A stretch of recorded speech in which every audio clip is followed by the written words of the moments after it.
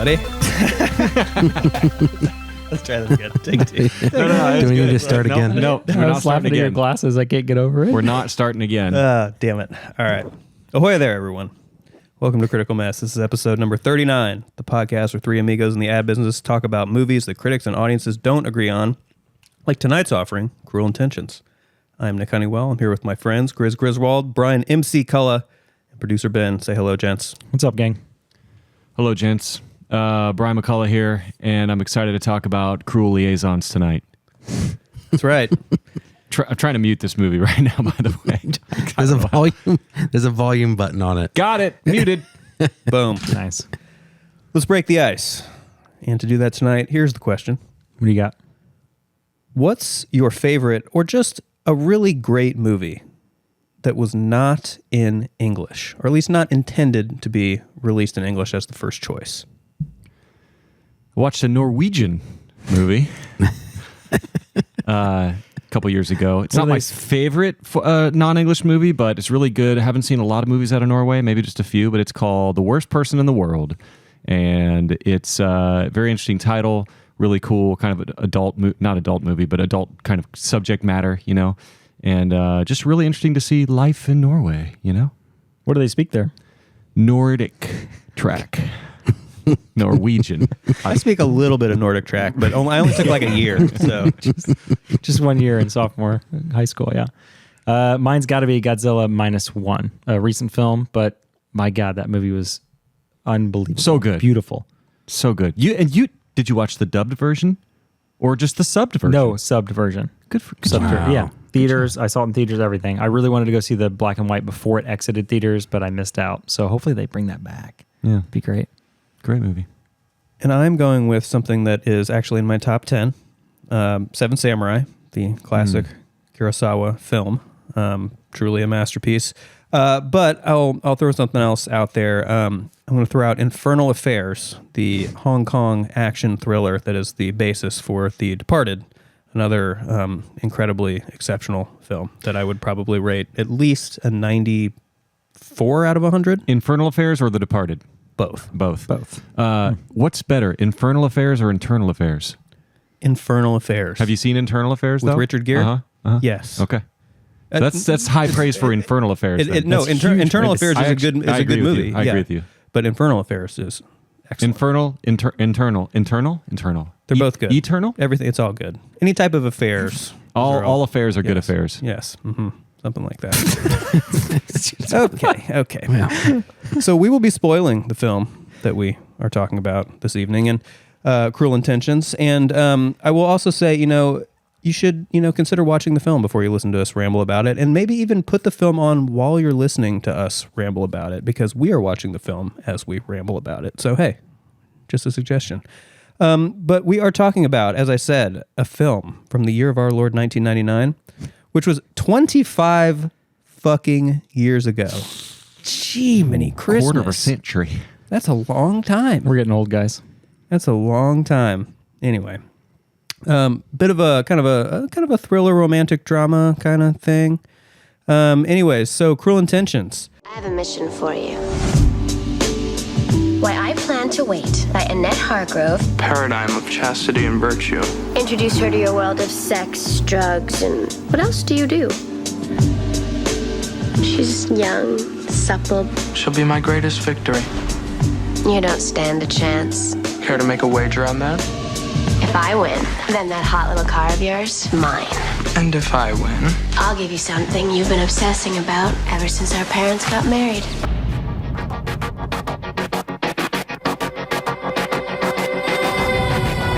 Quite the predicament you're in. Cruel Intentions. My advice is to sleep with as many people as possible. Let's talk about the numbers for Cruel Intentions. So this movie cost very, very little, especially by the standards of the day. We're looking at about $10 million. Wow. So that's for 99. I mean, that's especially for like a wide release. That's not much. Took down 75. So this was definitely a success. It was big. I remember it being everywhere. Yeah, it was massive. Yep. I would have never guessed 10 mil on a budget, though. That's low. That's insanely low. I feel like that much was spent just on all the beds. See how many beds were in this fucking movie? Intricate beds. What's the bed too. count? There's so much bed laying. I kind of wonder, like, maybe we'll talk about this more later, but this movie came out in a pre-internet sort of era, or not pre-internet, but very early stages of internet where you didn't really use the internet to market movies very much. And I think that had this come out at a different time, I just wonder if it would have been as good or as big or maybe it would. I don't know. I just think that Would it have was been at a very memed or shared on social. it was maybe even bigger. I don't know. It just was at a very transitional period, and so I just thought that was kind of just the timing of the film is I think it was marketed traditionally really well. Yeah, I think that is. I think it was probably everywhere. true. Yeah. And then you also have the real life love interest of Reese Witherspoon and Ryan Phillippe. Oh, yeah. So they had been dating They were a for thing. probably a year or two before this movie even came out. So that had to be part of it.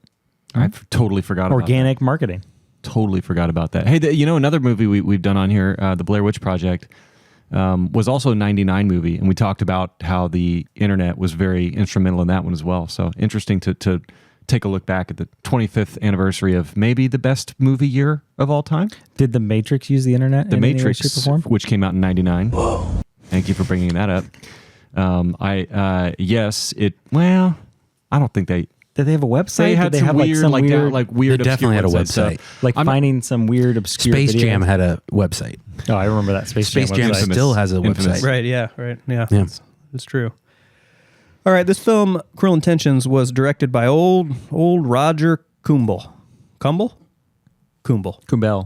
Kumble. I think it's Cumble because it rhymes with humble. Sure. We'll go with This movie Kumble. was very humble. Mm-hmm. You're right. He seems like a humble guy. And so, who is Roger Kumble? You ask. Well, No, didn't ask. Move on. I'm going to answer. We're going. Well, he's a guy. Let's talk about Selma Blair, damn it.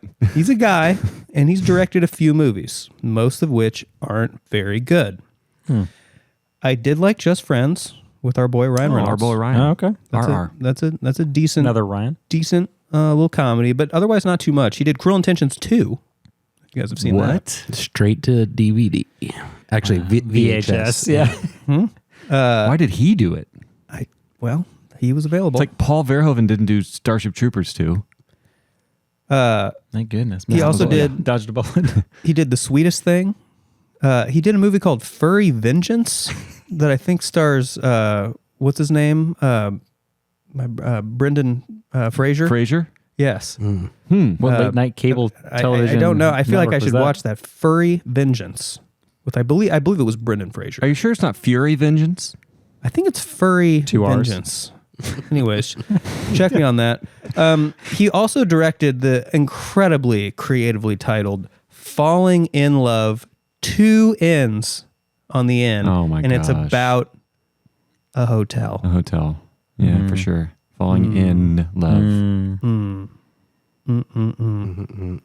Okay, So- we've talked about Richard Kimball way too long already. No. There's more. There's more. He wrote this film.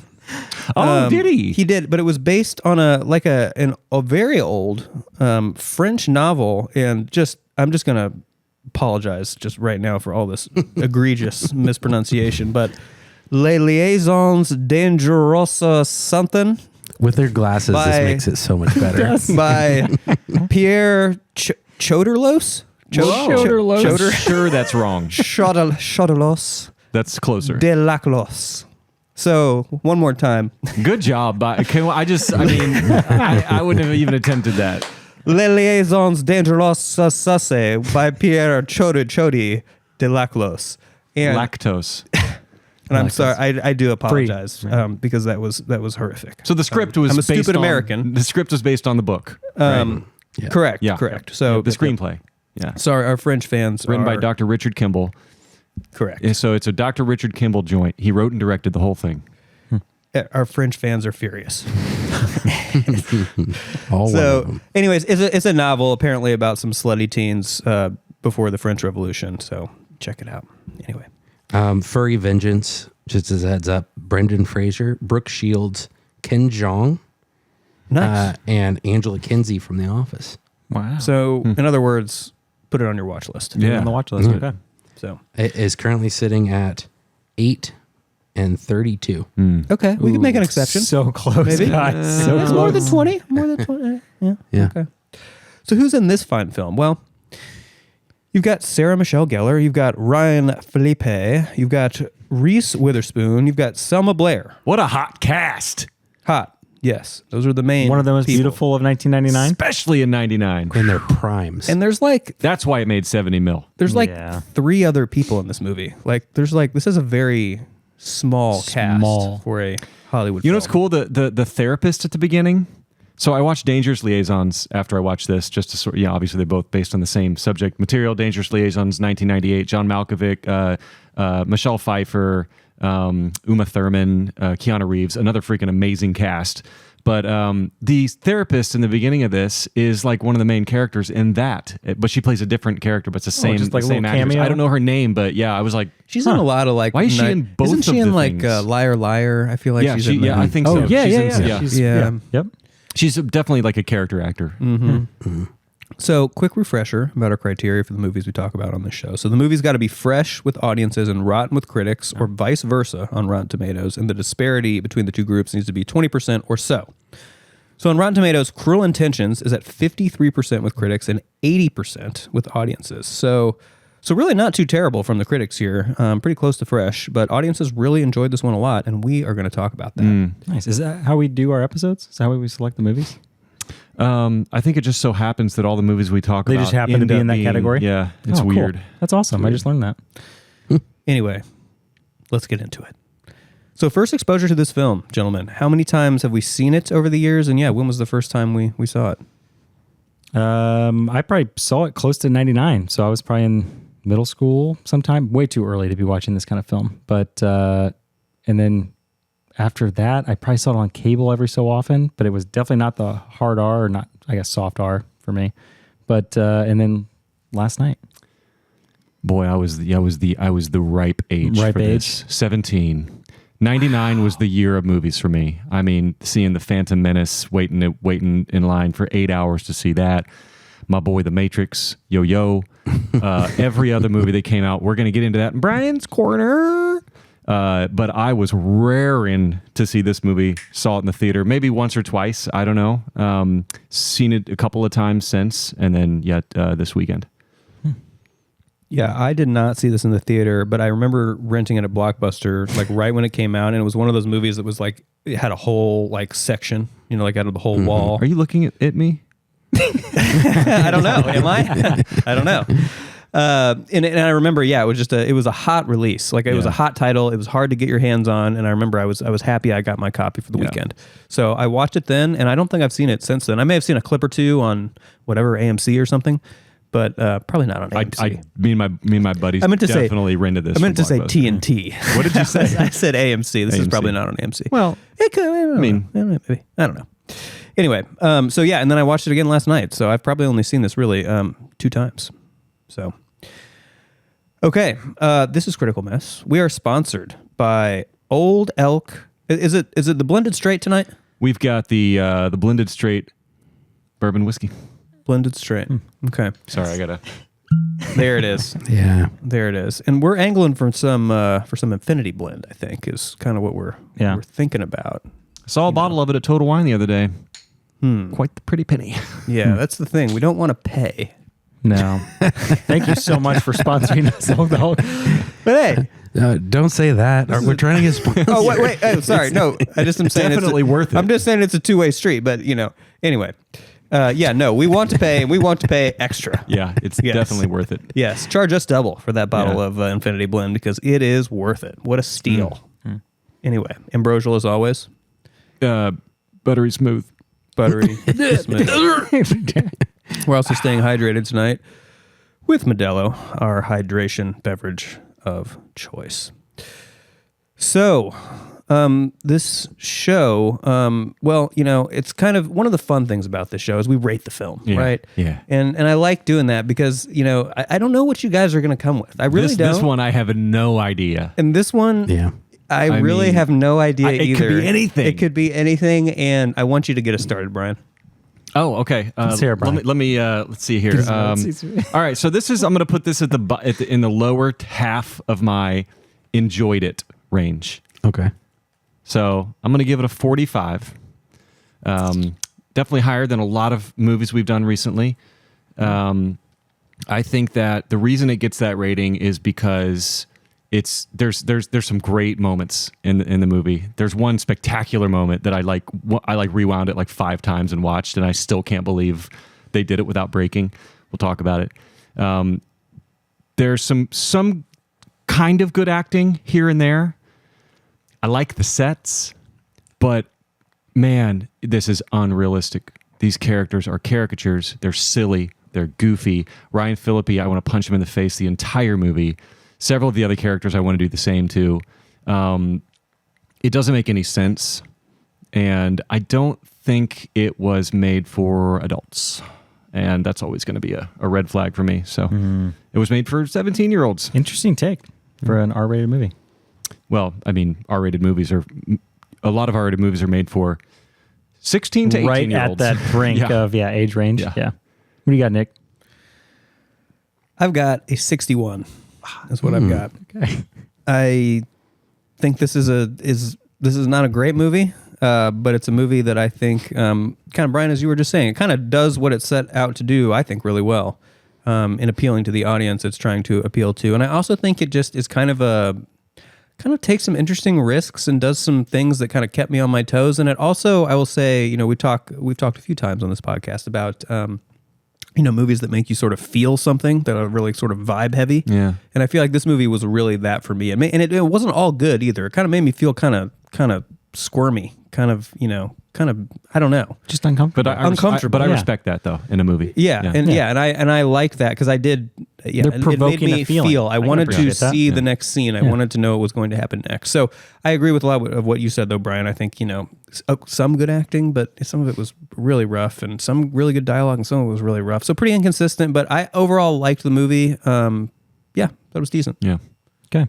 After first watch last night, I ruminated on today, but I was in the mid to high 70s originally when I finished this film, and after thinking about it a little bit more today, I'm at 67. So I had to drop it down a decent amount of points after. Really, so I'm the low dude. You're the low guy. All right, I got to document this on our official spreadsheet that our Patreons will get access to eventually. So I would say though we're all in the same ballpark. 45, 61, 67. None of us like super disagree. Yeah, These are ratings where maybe we probably all agree on our takes of the movies, but like this is an instance where like maybe I value something more than maybe you value it, and that detracted more. Yep, I think that's totally accurate. Yep, we're not in Crystal Skull territory here. We are not. Where 2 of us are right and one's wrong. Thank the Lord. Yeah. Okay. All right, so kind of the whole premise of the show, right? Critics and audiences don't agree on this movie. Let's talk about that. Brian, you were kind of in charge of the critic angle. So what were the critics saying about this film? Well, the critics were lower than the audience. I think the out of 10 average for the critics was 4.8. So their actual average rating was lower than the Rotten Tomatoes score, if that says anything. So they actually didn't like it as much as the score would indicate. Audiences, on the other hand, they were spot on. They 80% favorable, and their rating was 8 out of 10. So 4.8 and 8. That's what we're looking at. A pretty big disparity between the two. And the critics, I think the critics could detect that this was a movie for kids, and critics typically aren't kids, so they're probably not going to jive with it. Some of them, though, will be surprised here. I've just got a couple here. The consensus: the darkly comic drama and its attractive young cast are easy on the eyes, but uneven performances and an uninspired script conspire to foil cruel intentions. Christy Puchko from Pajiba. Apparently that's publication.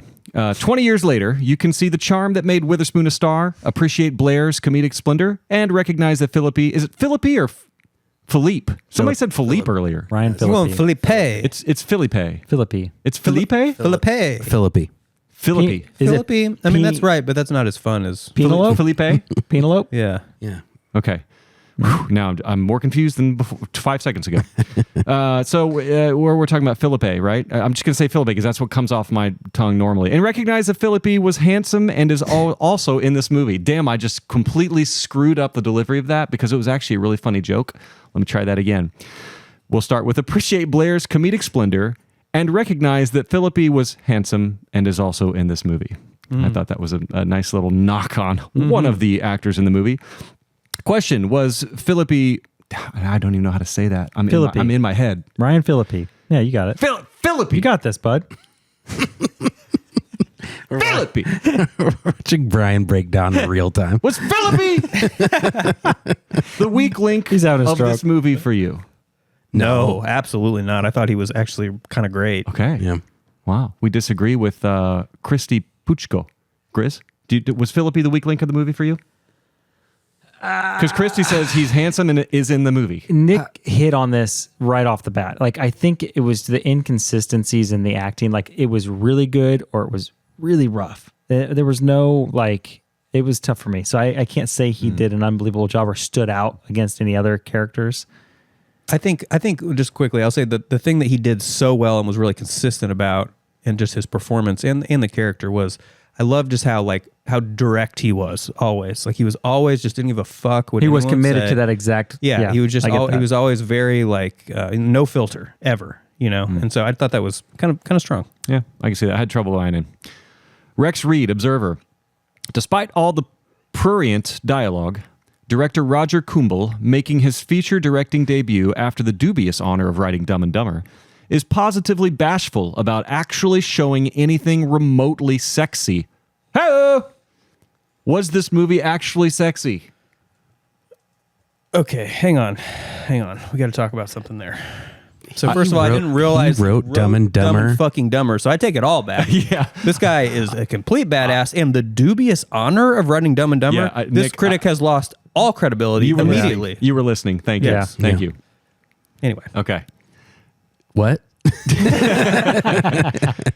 So, to me, like, I guess I've just seen so many really sexy movies since I was 17. I hate to come off like a Brian, what would be the sexiest? Yeah, let's hear the Let me sexiest hear movie. about Brian's sexiest That's movie. our next Yeah. icebreaker. Yeah. Oh, is that on Icebreaker. Brian's corner? As we all scoot a little bit further in this direction. Oh, there's a couple things hanging out on Brian's corner. Well, we'll see. When I watched this back, it really was not nearly as sexy as I remember it being. I remember being all, vibes, all just like beautiful people just being really like sexy. And this time I watched it back, it's just like, it's too forced. It's like there's just people like, rejecting people and, what's the word? Scintillating? Scandalizing? Scintillating? Is that a word? Scintillating. Scintillating. Yeah, absolutely. There's a different word I'm looking for. I'll find it. Edging? Was that? No, I wasn't going to say that. Pretty much that. Scandalous? No, they were just like, trying to be alluring to each other. And this is apparently my alluring. This is what I That's do very. when I'm trying to be alluring. Anyway, it was a lot of that, but it just was it was too forced. I felt like it was just too it wasn't subtle enough to be sexy. Maybe that's the way I'll put it. I do agree that some of the dialogue for sure felt forced. I think it's not a bad word to use there. I know exactly what you're talking about. Do you think it was just they were incredibly young for every actor across the board in these specific roles, or do you think it was the writing? Do you think it was like anything specific in the film and the creation of the film, or do you think it was just specifically like the performances that were? I'm going to make myself sound like an old man. I hate to say it, but I think this is what 16-year-olds think is sexy. This is not what 26, 36, 46-year-olds Especially think is in sexy. 99. Yeah. Yep. Okay. It's not. It's like, okay. What do you think 17-year-olds, 16, 17-year-olds now would think of this film? Because I have a comparison film that's recent that was shared a shit ton that maybe we'll talk about later in. Well, a recent movie that I thought was super sexy was Challengers. And I thought that movie was like, that's how you do it. Yes. And it was nuanced. It was subtle. It was very complicated. subtle. It was complex. It made you think a lot. Right. It wasn't just like two chicks tongue kissing. Like, oh, okay, yeah, we're going to make out. Yeah. He doesn't care about kissing. No. The movie I don't was give a thinking of shit. is Saltburn. Yeah. That seems very one-to-one to this film. Really? I totally agree. I was going to actually bring that up later. Interesting. All right, In fact, bring it up later. one of my marquee mess titles was a play on Saltburn. All right, Well, I cool. still want All to right. hear it. Yeah. Because I remember Okay. you disliked. I thought you liked Saltburn, but I you did. did not. Oh, you did like. I did it. like Saltburn a lot. Okay, I couldn't find your review on it. Ben hated but it. Ben hated Saltburn With a passion. I I thought it loved was it. so good. I mean, that is a high 80s, low 90s, maybe even the mid 90s for me when it comes to rating Saltburn. So this, I remember it being very provocative for the time. I don't think that Saltburn is the same kind of sexy as this movie is. I think Saltburn is much more It was made complex. for a far higher class when it comes to. It was made for older people. Yeah. I don't think Saltburn was. I think 17-year-olds would watch Saltburn and go, "What the fuck is this?" I don't know. You're not on. I don't know if you're on TikTok or social, am. but like you see those things I've and watched how they 3 shared total it. TikToks. You have to have an account. And for I that. sent you 2 of those. Yeah. Yep. Okay. I am on Instagram Reels a lot, and my 14-year-old son's like, "Dad, you gotta get on YouTube Shorts. What are you doing?" I'm like, "Oh, is that the cool thing?" That sound like an old man. Yeah. Dad, what are you doing? What the hell are you doing? Was that Killing Emmett? me, Dad. Boy, he's Asian. They grow up quick, don't they? Can't you hear I'm dying right now? It sounds like Dr. Emmett Brown. It does, Doc Brown. Yeah. Marty. All right, so we'll go Rex Reed, Observer. Marty, you got to get on YouTube Shorts. Oh, we already read that one. 3 more here, guys. They'll Save be your quicker. kids. Actually, wait, no, I had to expand my email to be able to read more, and I do have more. So we've got, after Rex Reed, Rex Ryan? No, Rex Reed. Definitely Rex Ryan. Jeff Miller, Houston Chronicle. You sometimes have to giggle at this movie the way you do when you catch 4-year-olds playing dress up in front of mom's closet. Interesting. That's a weird one. Yeah, that guy needs to be investigated. Yeah. Somebody call on him. I would assume he would mean his 4-year-olds, but yeah, you sure. Did you guys giggle with this movie or at this movie? I'd say a little both. A little bit of both. Yeah, I mean, I giggled at some of the awkward line readings and stuff like that, but I don't know if it was like the subject matter was not giggle. Like, I didn't giggle at the subject matter. Okay. Yeah, I felt myself kind of giggling at the movie. A lot of times when Ryan Phillippe's sort of like, sulking and doing his stuff. I was always That's just how he was the whole movie. He was like, Your impressions today. They're really on point. He's really taking it on for the camera. and he I whenever that would happen, I would just kind of chuckle a little bit at it. So, but I think I was chuckling at him, not with him. But the next one is the 1-2 punch with that. Or I guess the other side of the coin here. Peter Travers, Rolling Stone. Rarely has a film elicited more raucous, unintended laughter. Did you guys laugh with this movie or laugh at it? I think I laughed at it, not with it, for sure. Because the subject matter, it's so fucking dark. Like, these are supposed to be, what, high schoolers or prep school kids acting Yeah, like this I and feel like- being like this? Yeah, was that Travers you said? Yeah. Yeah. I feel like he's just taking himself a little too seriously. A little pretentious there. I mean, I don't know. Yeah, I guess, but I don't know. Don't really agree. Got to switch to my laptop because my iPhone 8 Plus from 1974 doesn't let me expand the email I emailed to myself with my notes. Oh, wow. He's emailing his notes to We're himself. in the weeds here. Okay, we'll cut all this out. Jesus. All right. 2 more real quick. Paul Clinton, CNN.com. The teenage target audience will probably gobble Cruel Intentions right up. But for me, this film borders on creepy.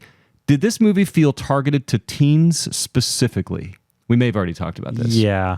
Yep. Definitely, and I agree. It was kind of creepy. Yeah, for sure. Like that, I was kind of part of it. No, I don't think that's necessarily bad. That's what intrigued. It's kind of weird, but it's like that's part of making you feel something. Yeah, the creepy. sick, twisted life that these people were leading at this age and this time of their life, and they're just spoiled rich kids. Yeah. So you're just following along and just being drug along with them. Roger Ebert. Ooh, the goat. our boy. Smart and merciless. 3 out of 4. This seems like the kind of movie he would like. That doesn't surprise me at all. Yeah, I wasn't surprised when I read that, but I was like, I got to read this out. He was because- backing this up in a couple interviews I watched. Was he? Yeah, big time. I was shocked.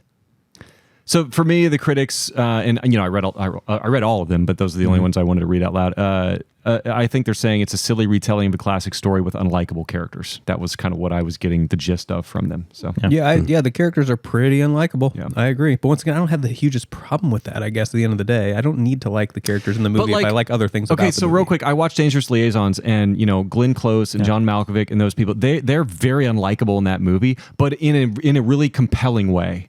And I felt like the titular characters here were unlikable in a non-compelling way. So I guess that's just my personal. So yeah, I don't know. I've got a couple audience here too, but sure. I kick it off. Again, I read like probably 100 of them, and I really couldn't find a lot of stuff worth reading. And then as we know, all of the reviews disappeared off Rotten Tomatoes. Yeah. I still think it's something to do with Borderlands. I think there's some fishy stuff going on. So Anonymous, 5 stars. Why critics give it bad reviews is beyond me. It's why you have to be your own critic. Does this person know what the phrase "to be your own critic" means? It doesn't mean to be a critic. Yeah, no. What does it mean to be your own critic? Like, What does it reflect mean? on yourself. Yes. You're criticizing yourself. Yeah. Correct. While you are. You're stupid, Anonymous. Next, Anonymous, 5 stars. This movie easily takes Romeo and Juliet, but makes Juliet a badass. What? No. Do you compare this to Romeo and Juliet? This person did. Do you? Do you guys? No. No, Not I at don't. all. I guess it involves men and women. I guess it was based on subject matter from the 16 or 1700s. Yeah. Super close. He was right on the money. Yeah, those are the only 2 audience reviews that I could really even find. Yeah, I was trying to find some that would kind of spark us discussing things, but these are a lot of anonymous. These are all because I couldn't see ratings or names, but not a big Phillippe fan. But the chicks are hot. That counts for something, right? Good use of bittersweet symphony at the end. Oh my God, did I write that? Because I literally have all of those notes in my flip the script and my yes. I assumed you might like that. I agree with that man or woman. Or another anonymous, an evil movie that is quite entertaining with a great soundtrack. I mean, I would agree with that. Yeah, I agree with that too. You know, I enjoyed the kissing scene. This is specifically for you, Brian. Okay, we're gonna hot pocket that one big time. There are the 1, kissing 2, scene. 3, 4, 5, 6, 7, 8. There are 10 kissing scenes. Which one? No, come on. I Okay. know. The one they parodied in Scary The one with Movie. the spit. Yeah. Okay. Yeah. Sexy. These 3 spew sexiness. That's the full review. Wait, these 3? Yeah. And which Witherspoon, 3? There's sure. 4. There's a lot. The sexiest Yeah. one is probably not who they're talking about. What? Phillippe. No. Let's hear your favorite.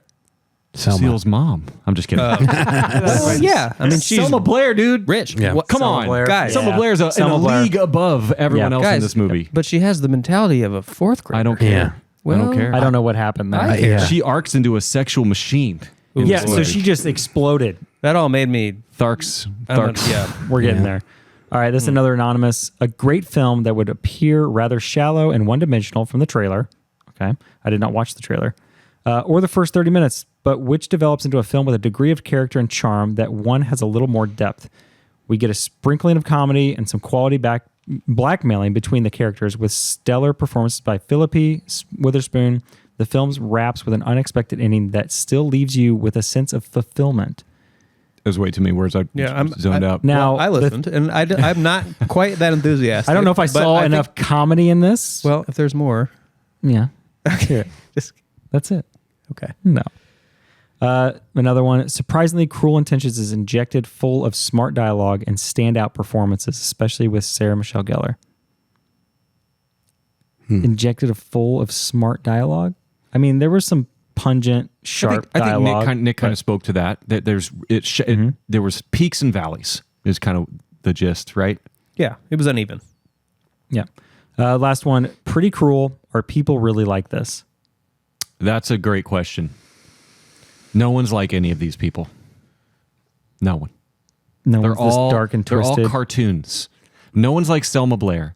No one's like the guy who's secretly gay. No one's like Joshua Jackson, the sort of put together flamboyant gay guy. Nobody's like Ryan Phillippe, who just is this dude. No one's like Sarah Michelle Gellar, who's diabolical as a teenager. No one's Reese Witherspoon. Like, no one is any of these people. They're a bit of caricatures, yes. No but one's I the feel therapist. Like ultra rich sons and daughters of billionaires in the late 90s. It's I don't know. what a- Ultra narcissist. I mean, this doesn't seem like that far off. That's why Saltburn is like of good comparison to this. That's why I'm saying it's a very good 1-to-1, but for Like, a different generation. Story-wise, sure, but when we were talking about Saltburn, we were talking about who it's appealing to, and I think Saltburn, story-wise, content-wise, is similar to this, but appeals to a whole different crowd. So, I still but you're feel right. like Saltburn appeals to a teenager. Like Ben, your homework and your homework is to go find one teenager in the world who has even heard of Saltburn. everyone on TikTok. A lot of TikTok. I agree. I'm don't on fucking TikTok a care about lot. TikTok. I want somebody we know, somebody we've met.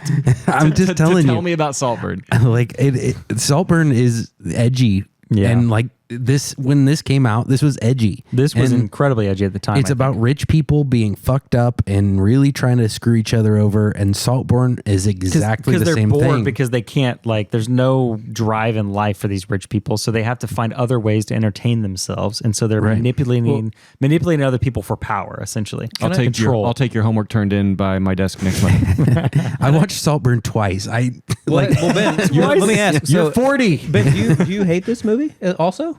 No. Interesting. Okay. And my reason is because this feels like a cult classic, whereas Saltburn felt like it was trying to do something. I don't know. It felt like it was reaching. It felt like it was trying to be edgy for edgy's sake, and it was trying to recreate this type of feeling.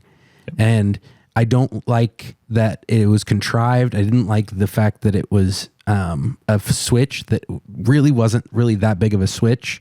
And like this had a switch at the end where it was an actual switch where you're like, oh, she published the entire book and they found cocaine in her cross, and like that was a switch. And all right, well maybe I'll revisit Saltburn. Yeah, maybe yeah. I mean, you should.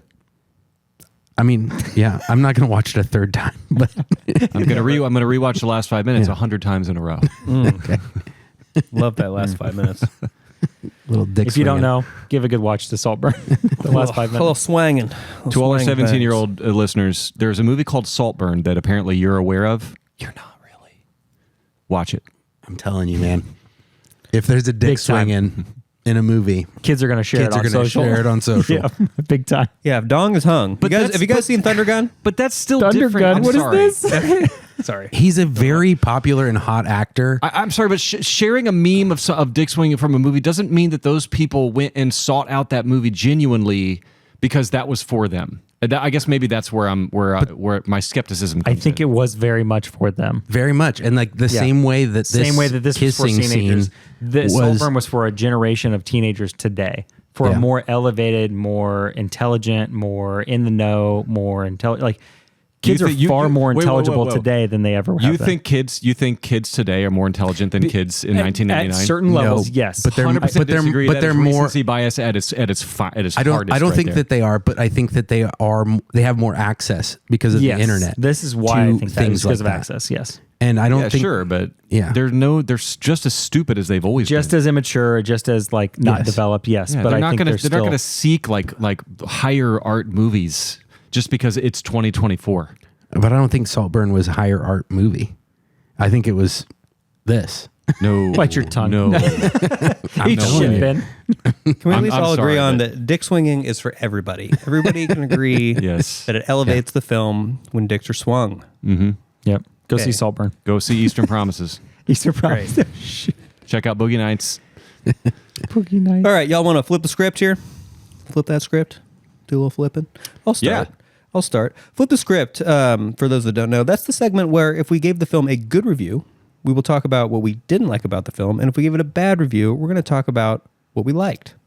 So I gave this film a 61. So I'm going to talk about what I did not like about this movie. I've already touched on kind of some of the little bit weird and uneven performances and dialogue. So that's certainly one thing. I thought some of the characters made just some choices that didn't make a lot of sense, especially with the sort of Ryan Phillippe and Reese Witherspoon sort of romance, the way that she kind of fell for him, even though I just wasn't quite buying it because he was so clearly such a bad dude. It was just, she would have to be such an idiot to not see through that because one of her friends was just like gushing about him in the most unauthentic way possible. It just, I don't know. That was just like, and the whole choice to like not have sex with her and then like come back the next day and have sex with her. It's like, I don't know. It was all, I mean, it was kind of compelling. It was kind of interesting, but it was just kind of weird. It was very unrealistic. It just it was just kind of weird. I get it was entertaining, but it was weird. Yeah. And Selma Blair, guys, wow. She was like an SNL character. Like it was really bad. Like it was hard to watch her on screen. Like it pulled me out of the movie. Look what I can do. Yeah. Like it literally, like every time she was on screen, like I was out of the movie. So, and then the last thing I'll say is that it just, I think I said something about this earlier maybe, but there's just not that many people in this movie and it just felt like a small movie, which is not necessarily a bad thing, but I think it kind of felt small to a detriment in this movie. I could have used a couple more scenes that were like maybe out in public or Yeah, like they just with extra people, extra sub characters. It was just very small. I agree with you. And I had a note that they kept talking about school, and then we know they have parents, but we never saw the school and we never saw their parents. And it's like there was a couple scenes missing. Yeah. That's kind of felt like that's a good way to put it. But like also, a couple scenes missing. I don't know if that was necessarily a bad thing for me, but I maybe it was. Yeah, I can see that. Yeah, I can see that. Yeah. Possible.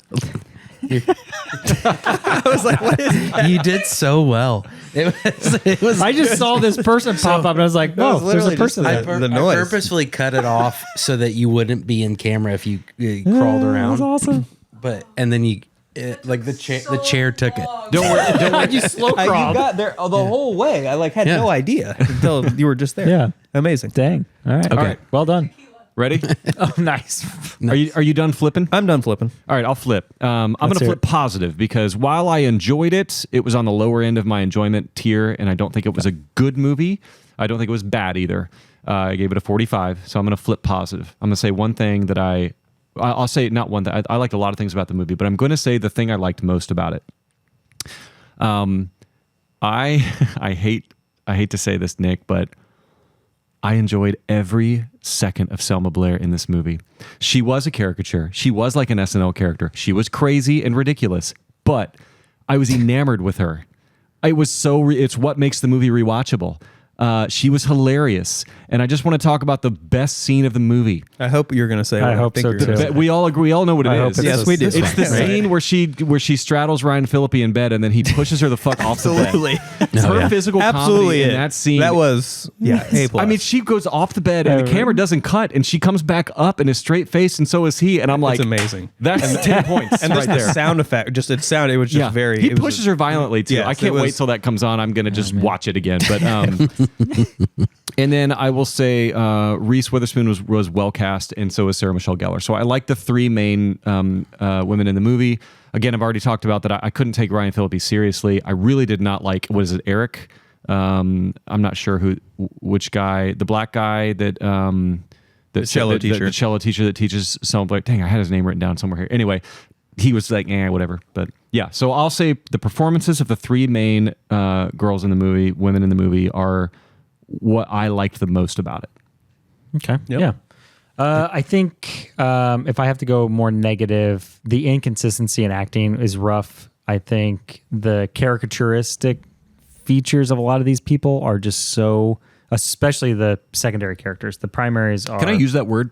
What's that? The caricaturistic. Yeah, I don't know. I don't know. You caricaturistic. Yeah, that's like a 17-point word. Because I know exactly what you It's mean. a lot. Yeah, but I don't know how else to explain it. Like they were Yes. just so over the top and so like just basic in principle, but they act well above that. Yeah, You know, yeah. it's so, and then every secondary actor is just the most insanely simple and stereotypical like thing you can possibly see. Did you guys think the therapist's daughter was Tara Reid for a second? It is. That is was. Tara That Reid. was Tara Okay. Reid. Yes. That was probably the best acting she's ever done. Because when I saw her, it was towards the beginning of the movie. I saw her, and I forgot In the Tara Reid picture frame. existed, Yeah. like at all in the world. Yeah. And I saw her, and I was like, she looks like a figment of my imagination, Tara Reid. She was hot in I was like, oh, that's a 1990. real Like person? she was Oh a my God. big item in 1999. Yeah, she had a so fall how from did she grace, have yeah. just this? But you're talking about secondary she characters, did. and it's like, there you go, Yeah. Tara Reid. You know. Yeah. She had some problems with plastic surgery and Oh, a little bit. yeah. What was her? Was she in Van Wilder? Was that her big? Yeah. That was Totally. her big. Oh, We got to do that her one. big film. We yeah. really need to do that. Well, one. no, American Pie would have been the American Pie big was the one. big Oh, she one. was in that. Yeah. I just remember now. Oh, I don't even. right. Wasn't Yeah. she? No, she was definitely in American Pie. Yeah. Yeah. I mean, Was come she? on. Yeah. I only like I said. There's a lot of characters. Sean Patrick Thomas is the teacher, the cello teacher. Oh, okay. Okay. He's famous from a lot of things, but Till, Barbershop, and Save the Last Dance. Oh, Save the Last Dance with Julie Say Stiles. the Last Dance. That's right. That's right. Yeah. Are you flipping, Gris? You don't have to. That was most of my flipping was right there. Oh, you just flipped. Yes, I knew that. glad you could get here. Glad you could be here. Thanks a lot. Welcome to the show. So I think it's time for. It's still new. It's still a new segment new. It's because brand new. it's just we don't have a newer one. So, anyways, It's the newest. it's the newest segment, and it's called Marquee Mess.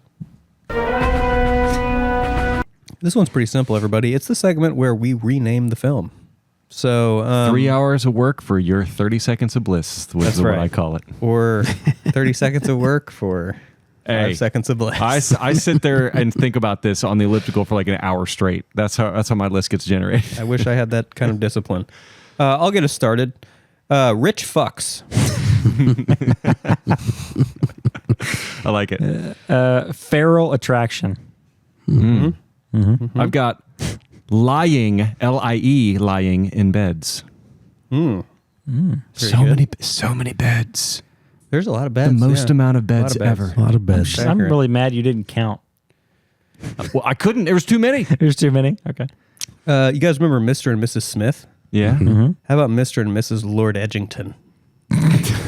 Lord Edgington. Lord Edgington. Okay. That got big. God. Okay. Seduction 101. How to have sex with your sister. It's very provocative, just like this movie. Productive. Productive. Characteristicness and productiveness. 17 Magazine, the movie. Yeah, that's not bad. That's good. Tiger Beat the movie. These people showed up on the little cover. raunchy of for 17. Tiger Beat. A little raunchy for Tiger Beat. Did we like Jennifer Love Hewitt on the cover of that 17 Magazine? I think that placed me right in the year 1999, and I loved it. It did. Yep. Okay, I'm kind of proud of this one. Princessed. That's layered. That's I got that's some pretty that direction. Yeah. Okay. good. Innocence interrupted.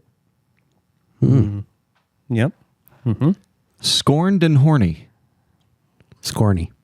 No, I thought I was going to go there. I like scorned. Okay. But I thought scorned and horny rolls off the tongue a little bit better. Yeah. All right. What do we got? Philippe's Wood. Hunting season. A predator story. Yeah, there was some It's dark. predation. Yeah. Big time. I got goodness gracious blue balls of fire. That's good. Now, this is one that actually a serious one. I think it could have actually been. This could have actually been the title of the film. Kiss and Tell. Yeah, that totally could have been. That totally could have been a could have been title it. for sure. That's got to be a movie. Probably. Yeah. Oh, I'm sure. That's all I got, guys. All right. What do you got? I got a few more. Got rom-com sans com. Okay. Yep. Thanks for laughing at that one. That was my I thought it was weakest kinda one. funny. Okay. This one is. Sorry, Grandma. Plowing sis. Plowing sis. Okay. I got Step Kister. Oh, I'm gonna go in that direction. I'm real proud of that one. That's really good. Yeah, that's I good. had to Dang. pause my workout and like really type that one out because my autocorrect did not like that word, so I had to be intentional. Mine's not quite as good in the same category. Step sluts. Step Sluts. Oh, God. I've got health class instructional video number 27, the orgasm and what it means for my body. That's right after the CPR It's in training the video. same vein. Right? Yeah. Oh, my God. I also had, as I said, guys, Saltburn 99. Saltburn 99. I Okay. like that. That's pretty good. I like that. I got one more. The Deflowering Diaries. Okay. Yeah. Phillippe. Because the diary, it's a whole thing. The diary. goes You around got the to diary. die it in. I got Sister Pact. I've never seen Sister Act. Is that a good movie? No one really knows. It's on Disney says Plus. yes, I'll watch it. If she says yes, I'm in. I only have one more, so. I do too. And here we go. Wow. The Tale of Philippe's PP.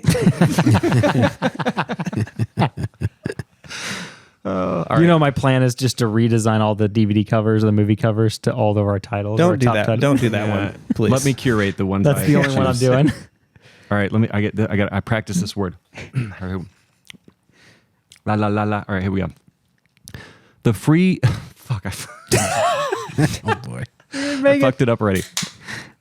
The three fucksketeers. The three fucksketeers. There it is. Fucks to tears. Okay. It's beautiful. Thank you. Nice. All right. This has been. I was waiting for a sound Marquee- effect. I don't know why. I know. I was too. I feel like we right? need like the end of. There we go. Well, we There need it like is. the. Like at the end of like the like the Dave Letterman top 10 list, like the Yeah, where's the band? Where's Paul Dun, Schaefer? dun, Yeah. dun, dun, dun, dun. Play us out. Yeah. Okay, we're working on that.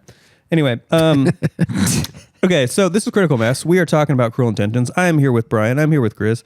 I'm here with producer Ben. I am Nick, and we're sponsored. We're sponsored, kind of sponsored. Keeping us hydrated. It's Modelo. That's what keeps us, that's what keeps us kind of fit and in shape. It's what we drink when we work out. We also Healthy. Yes, very healthy. Cerveza. Very healthy for Cerveza. Old Elk would be the other sponsor that we have. And ambrosial's the word we use. We're retooling new words all the time. It's Peerless. Peerless is one we've thrown out. It's for sure buttery to me. Buttery, buttery, that's a Peerless, good one. ambrosial. How about just fucking delicious? Yeah, it's fucking delicious. Yeah, we could just go ahead and say that too. Look, So- we should lean into the cursing until we receive That's right.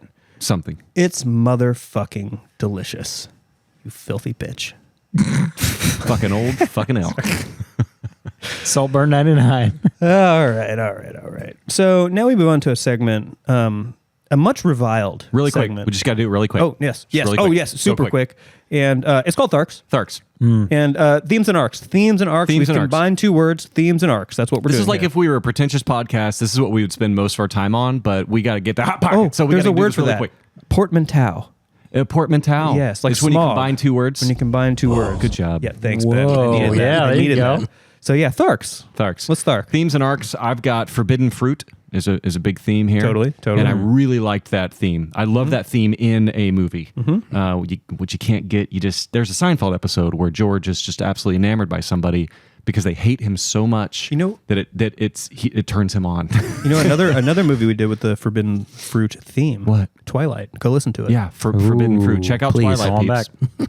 I actually, and this is not a joke, but I have sex as a theme because I mean that's very much like they're sort of teaching Selma Blair's character. Her character's name's Cecile. It's sort of her sexual awakening. She's it's a big theme. She's teaching her about cunnilingus. Can I say that word? Yeah, I was expecting a better word for sex. Like, Well, I don't know. that's one of the things Yeah. well, actually, Sex, Ryan but- Phillippe taught her that. Yeah. But what's another? Skeetin'? Skeetin'? We're just going right there. Downstairs kissing. Why not? Downstairs kissing. This is an R-rated podcast for an Yeah. R-rated film. Yeah. Yeah. All right, Nick's Yep. grandma. Bonin, ballin', a lot of stuff. Anyway, that's a theme. And then I have a couple of really good arcs here. Annette realizes people can change. So Annette is Reese Witherspoon's character. She realizes this person she's got this first impression of, Sebastian, which we haven't talked about that name yet, but that name also makes me want to punch him in the Oh, face. we're going to talk about the names. Okay, well, Yeah. I'll leave that. But so Annette realizes he can change. Maybe she was wrong about him because he does change in this movie. Yep. Whether or not it's an earned arc, Nick, you hit on that. I think it's not earned, but it is indeed what happens. So that's her arc. His arc is that he realizes there's more to love than just sex, and again, not quite earned the way I'd hope it would be. But that's his arc. Very unearned. Very I unearned, must yeah. say. Yeah. Yeah. And then Cecile, I have here, Cecile turns into a sexual monster. So she's Complete flip. By Yeah. the end of the movie, she's hanging out with it's- Sean Williams. Who's the guy who's a cello player? They're just in bed together. And it's I'm literally oh, like they're it just together? takes They went 10 for it. seconds for her to transform into like innocent schoolgirl into like super freak. Yeah, it's just like like boom. Yeah, speaking of that topic, how long do you think the filming or the time frame is? How long do you think this takes? 3 days, 1 week, one summer? How long do you think they all had like a these few massive weeks. A arcs? couple- seems like 2-3 summer. weeks. It seems like maybe a You month. think it's or summer, so. right? I was Yeah. guessing a little less than that, but Can I yeah, give you about guys? right. Can I give you guys the male equivalent? I just came to me of Selma Blair's character, the male equivalent. So a guy in a movie who just goes from not knowing anything about, and I'll give away the answer. He knows nothing about his special purpose, but once he finds out about his special purpose, that's all he does all day, every day. The jerk, Steve Martin, like he is the exact same arc as she is in this. Just hit me. I love it. But with the personality of Dewey. I was literally just thinking dude, that. yeah. I was literally just thinking Dewey. Yeah, there's a parallel there. So that's it. Themes and arcs. That's what I've got. I don't know if you guys have any that I missed there. No, absolutely not. Yeah, Okay. theme no, is you're not just- allowed to have any more. 'Cause Yeah, we ran it- We're definitely over not time. because We're over. the segment's over. So Yeah, it's over. Anyway, Thank you. Thanks for listening to that tharking segment. Now it's time for Brian's Corner. Hey everybody, welcome to Brian's Corner. Tonight we're going to talk about what I think is the best year in movies of all time, and that is the year 1999. And I'm going to pit it against another really, really, really good year. Okay, there's some big years out there. 94, Yeah, I was think hoping to is say. another year. I think it's maybe the second best year. And we're going to actually find out right now which is the better year, because I have found the 16 best movies from each year, and I have seeded them 1 to 16. And I've created All right. a bracket. All right. Here we got go. a Brian. All right. And here's Bracket how, time. here's how Bracket. that bracket's going to work, okay? The number 1 seed of 1999 is going up against the number 16 seed of 1994, and vice versa, all the way down the line, okay? And whichever year wins the most matchups is the winner of the best movie year of all time. So I'll just run through the list real quick here. And I know, again, these are my best 16 movies. Are not necessarily going to be yours. So wait, so Gris, myself, and Ben get to vote? Correct. Oh, yes. So 1999, I'm going to read through from 1 to 16. Here are the 16 best movies that year. The Matrix, number 1. Fight Club, number 2. The Mummy, number 3. The Sixth Sense. The Blair Witch Project. The Insider. Office Space. The Green Mile. Being John Malkovich. 10 Things I Hate About You. The Talented Mr. Ripley. Austin Powers. American Beauty. Magnolia. The Iron Giant. And Lock, Stock, and Two Smoking Barrels. What a year. Wait, these all came out in 1 year? These all came out in 99. 99. Oh my God. And listen Massive. to these, just real quick, listen to these honorable mentions that each one of these could have been up there.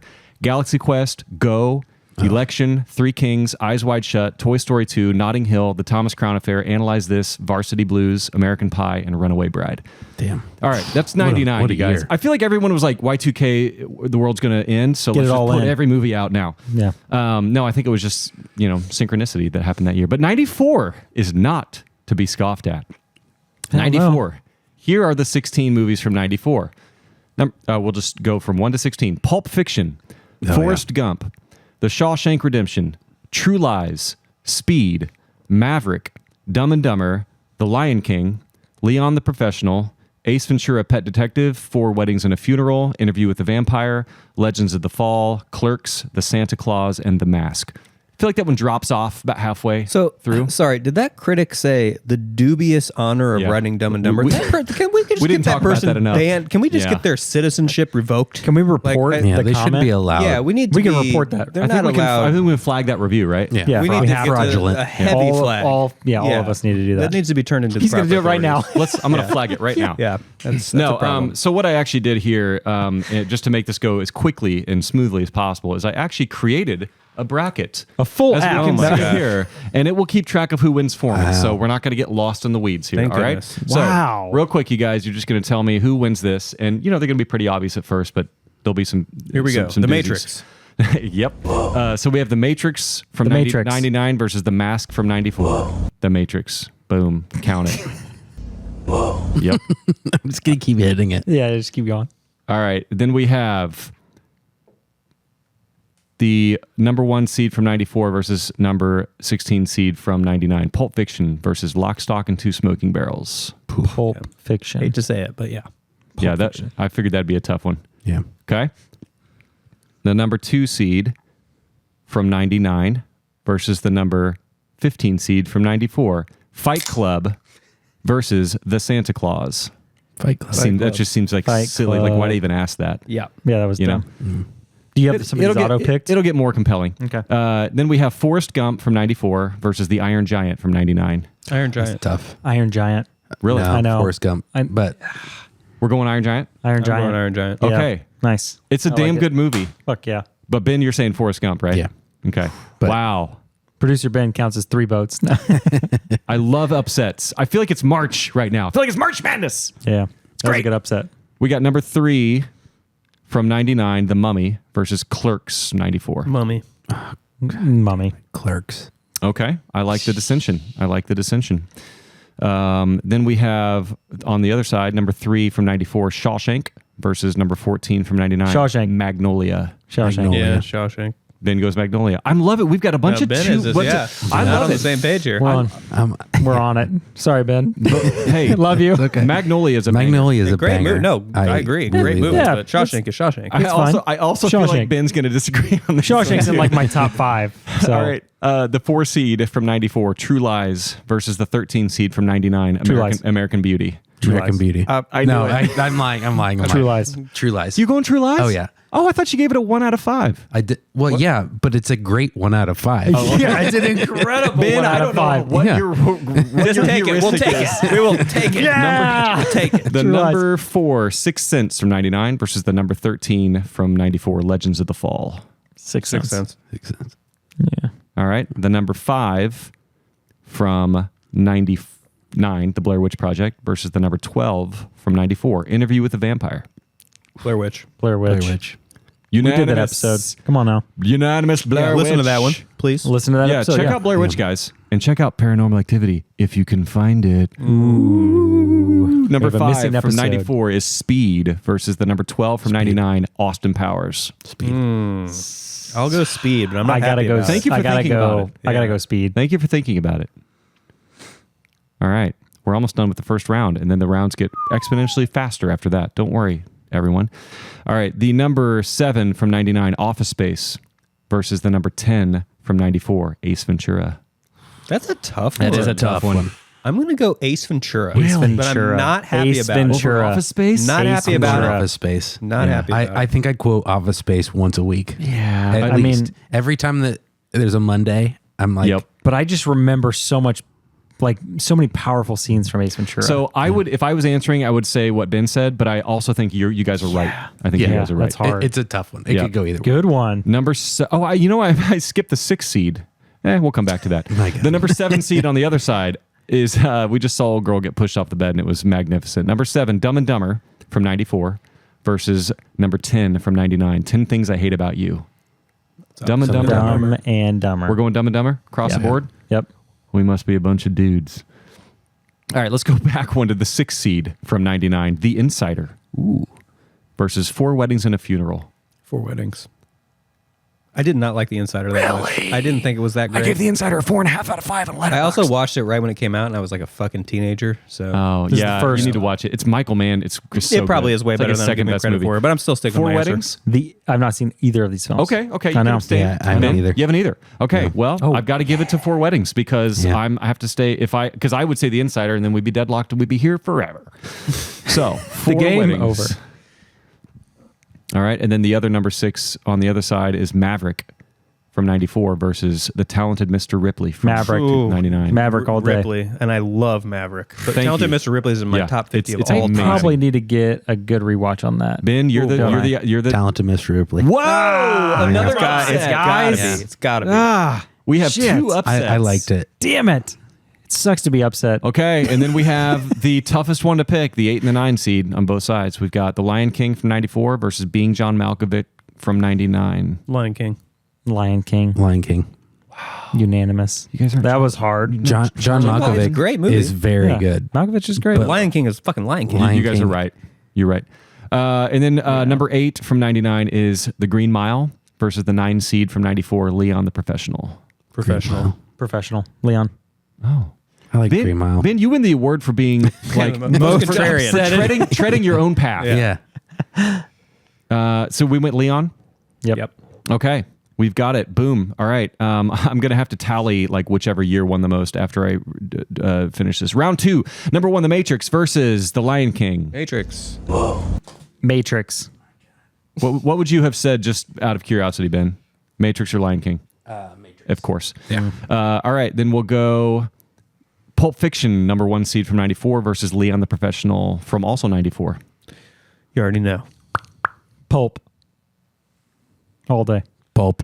That's our first 94 versus 94. Cool. And we got a number 2 seed, The Mummy. No, we don't. The old bracket's not. It's breaking down. No, we got 2 seed, Fight Club versus Dumb and Dumber. I'm going Fight Club. I'm going Dumb and Dumber. I think I ranked it higher in my top 100. Really? Fight Club, Dumb and Dumber, Ben. Dumb and Dumber. Wow. I can see it. I can see it. Fight Club I is want- out. I watch Dumb and Dumber I'm okay with that, weirdly. way more. No, that weird? I'm not okay with that. I did too. It's Fight Club was my favorite movie of all time when I was a young man. Yeah. And it's not as good as Dumb and Dumber. All right, how about The Mummy versus the talented Mr. Ripley? Mummy. Oof. Mummy. That's a tough one. Easy right for there. me. I'm Holy sorry. moly. I don't even. Ben, you decided. Ben. I Fucking respect vote. how much you're Mummy. thinking about these, Nick. Mummy. I love it. Mummy. Mummy. I'm totally comfortable Going Mummy? with that. Okay. How about True Lies versus the Blair Witch Project? True Lies. True Lies. True Lies. Okay. Sorry, it takes me like I love your appreciation for this film now. Look, I'm glad job, we Ben. could watch that over. I enjoyed it. It was not good, but I enjoyed it. How about Shawshank versus 4 Weddings and a Funeral? Shawshank. Shawshank. That's the right answer. Okay. How about Sixth Sense versus Speed? Speed. Speed. Speed. You guys are men after my own heart. Driving it. And then the last one from round 2 is Iron Giant versus Ace Ventura. Iron So Giant. different. Iron Giant. Ben, decide this one, please. Iron Giant. Ace Ventura. I'm good with it. Okay. We only have 4 matchups left, guys. Matrix versus True Lies. Ow! Ouch! That hurts me! I'm going True Lies. Sorry. Don't you fucking dare. Matrix. True Lies. Yes. Yeah. Like Okay. Get that shit off this. We're not doing it. And this has been Brian's corner. That's Brian's This has been corner. Brian's corner. All right. Hot Pocket. Okay. Buckle your seatbelt, Dorothy. Because Kansas is going bye-bye. So that's all we have to do to end Brian's all corner. you have to do Just is insult the hate on the Matrix. Just insult the And Matrix. then we're out. Okay. And then you're out. Great. We did it. Okay. I'm glad we've established the secret. Speaking of I'm the proud of Matrix, us, Nick. in 1999, there were 2 movies of people wearing long black trench coats. Sebastian in Cruel Intentions and Neo in the Matrix. Who wore it best? How about And Blade. thank you. That's exactly what I was about to say. Yeah, big day. Blade. Come on. Wore it There the were- best. There were at least 2. Well, the answer's Blade. Okay. The answer's Blade for a movie that's not even. Fuck you.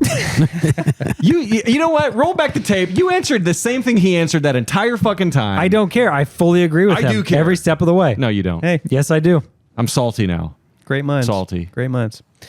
All right. Now we have a segment that we used to do a long preamble for, but now we don't because it's called Hot Pocket. Hot Pocket. So this is, No explanation necessary. so this is the segment. Now there is a little Go explanation. listen necessary. back to all of our episodes. You'll catch on. It's a very short explanation. It's the segment where we talk about all the random shit that we haven't talked about yet. Or maybe we've already talked about it, but we'll talk about it in more detail. So, here we go. Okay, let's jump into the first Hot Pocket. What are you guys feeling on this first one? Is it maybe a got your let's just start flavors just a pulled up? simple pepperoni pizza. Okay, Let's just okay. start it Yeah, nice. gotta start and simple. Pepperoni Delicious. pizza. Did you guys notice? So this was based on a novel.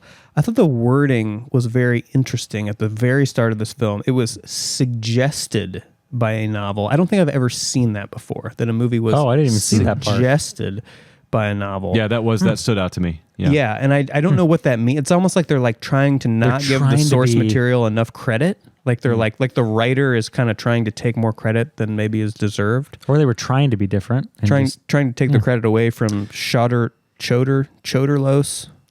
de Laclos. Do you think how much of that do you think tied into Dangerous Liaisons? Like, do you think that it was trying to differentiate itself enough from that movie? Do you think it was aware of that movie? It was 11 years before. I haven't think it seen cared it. about it? You watched I don't know. it. Have you seen it? Not for a long, long Okay. time. Yeah. I have no idea. It's the Yeah. same It's source very material. similar. So Yeah, right. it just Dangerous Liaisons takes place in the 1700s France, and this Right. takes place in New York now. So, so suggested is a weird. I've never seen that before. Yeah, I haven't either. I just thought that was odd. Okay. Philly steak and cheese. We'll just keep it simple still. Ryan Phillippe, how are we buying? Well, first of all, not just him specifically, but I would say let's start with him. How are we buying this cast as sort of seniors in high school? You know, because No. a lot of movies, like what did we just talk about? Madam Web, right? Yeah. We had a bunch of 27-year-olds playing 17-year-olds. That's how I felt with this. Which as well. did you? Yeah, Okay. I did. Did you, Gris? I think Phillippe, I actually believed.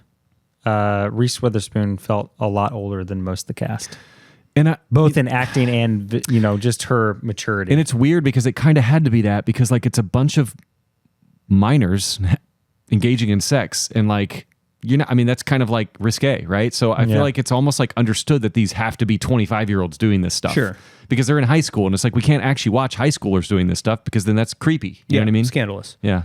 I would say that I thought Phillippe was like the most realistic, like high schooler. I guess I could buy him being a high school senior. The ladies I thought seemed older. Yeah, But he agreed. seemed kind of that right level of maturity to me and look. So, Agreed. okay. Moving right along here. I'm still salty. I mean, we've done God well, dang Brian. it. We're gonna work past it. Why? Why are you We're gonna work salty? We'll past never it. know who wins the bracket. I'll Well, just you do shut it. your laptop. It's your fault. I'll just do it. I was gonna vote Do for Dumb and myself. Dumber. We until would've the found a very winner. end, only out of spite for that one fucking critic. I'm salty. Dumb and Dumber the whole way. Keep going. What's our next fucking hot pocket? It's piece a of fiery shit? hot pepperoni, okay? It's a Fiery hot pepperoni. Yeah, Okay. yeah, you heard right. Ooh. And we're going to talk about that old school internet. couple of screenshots from that old school 99 internet. You guys remember that? Oh man, I remember those days. And the whole kind of idea of like, now it was very ahead of its time. Now a very horrible thing, but where Phillippe is, sending the nudes at the start of the movie out over the internet to the rest of the that was a thing in '99. Like that seems like that's a way ahead of its time sort of. Is that a rich kids access kind of thing? Did they just have a lot of money to have access to that? Yeah, What the was internet was kind of for the rich, I guess, a little bit. Cell back in the phones, day, car but- phones. Do you Everything. remember? Do you remember being blown? I remember being blown away by the internet early on in the '90s. And do you remember in Scream when Ghostface Killer's coming in to kill her and she like dials 911 on her computer? Yes. And she's like talking with the person on the computer, and I was like, I don't you remember can this. Do that? Yeah. Yes. And speaking of ahead of its time. Yeah. Oh, wow. And that was 96 ish. So Yeah, that old school. I do. internet. I love. We're never gonna get the old school internet again. I It's know. just No. it exists right here, and that's it. Yep.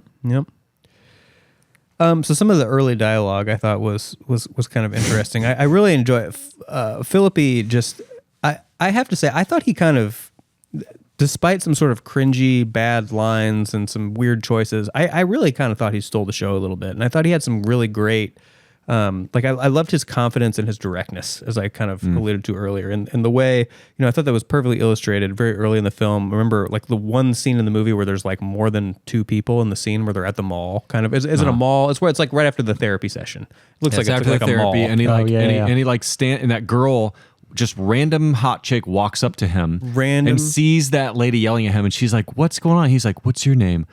"I'm going to take you to lunch." Yeah, She's like, he okay. just And they're goes, holding "I'm not hands saying as that." they walk away. Yeah, he says, That "You're was- beautiful. He just holds her hand. I'm going to take you to lunch." And I'm like, and it's Ryan Phillippe. It's not like Brad Pitt. Like it's not like somebody who would like really actually. It's a little kid. Does that happen? I don't know. I hope not. I appreciated just the straightforwardness, though. Okay, It all probably right. works on 1 out of every 35. Sure. women Yeah. or I guess something. if you're willing to be, rejected enough times, yeah, it's gonna work on some girl she's ready at So- that moment. So there was a lot of. This will just be a quick steak and cheddar. So there was a lot of like kind of that. Kind of 17 era, and we talked about the magazine 17, kind of that type of lingo in this movie to obviously appeal to that audience. And one of the terms that Sarah Michelle Gellar, Kathryn, right? Yeah. That was her name, yes. She was Kathryn. Yep. Kathryn, yes. One of the terms she used that I remember seeing in 17 magazine that when I read it, typically every week. Still to this day. You probably watched Party of Five, didn't you? I liked Party of Five. I knew it. Quite a lot. Yeah, okay. It was right. Wasn't that right? Fastlane with Bill Bellamy and Peter Facinelli from Twilight. Go and listen to our Twilight episode. That's two call us to Twilight. Yeah, that's Yeah. right. Was I believe on right before Party of Five. So that was kind of my 2-hour block on Friday nights because I didn't have any friends and TGIF. watching those two shows. So anyway, no, but the term from 17 magazine that I just makes me cringe so hard is parental units. Parental units. And that one's used at least a couple times, I think, in this film. And gosh, the parental units. I just feel like if a child said that to me, I would be upset. Yeah. I'd be upset. Apparently, kids call their parents spawn points now. Oh my See, gosh. that's for real? Spawn points. Actually, that's kind of funny. That is That's funny. funny That's as funny. fuck. That's Yeah, kind of funny. good. And that's As I'm sure youthful, gamers. yeah, I like that. It's much better than another one. The Rents. Ooh. Eee. Yeah. Yeah. Oof. Yikes. I like spawn points a lot. But I kind of like that, Ben. I'm going to start using That's that. really good. Let me guess. You heard that on TikTok.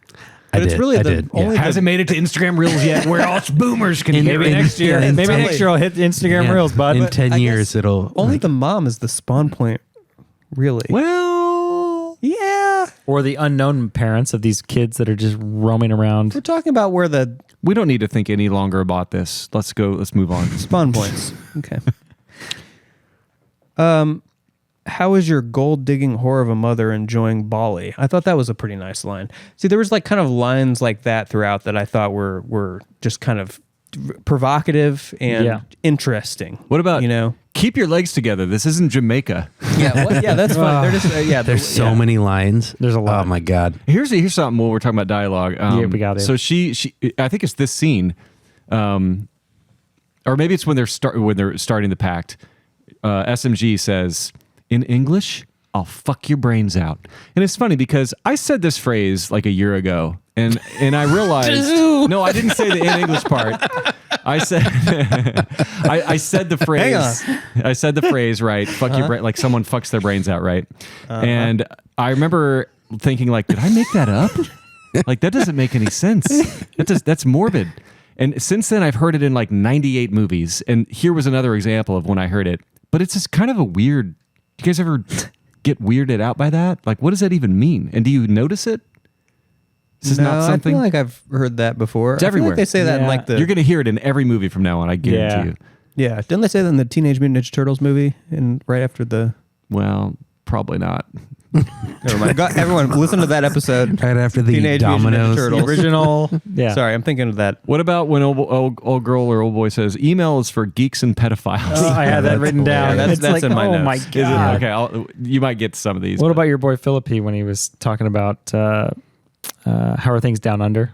Blossoming my hope. Yeah, that's kind of sort of a super meme worthy. provocative. Yeah. You can find a GIF of that on Really? your iPhone. Oh yes. Yeah, Oh, that's- shit, That's okay. it. He On your says that iPhone to right now. Cecile, and Cecile's mom's like makes her close her legs after that. or whatever. Yep.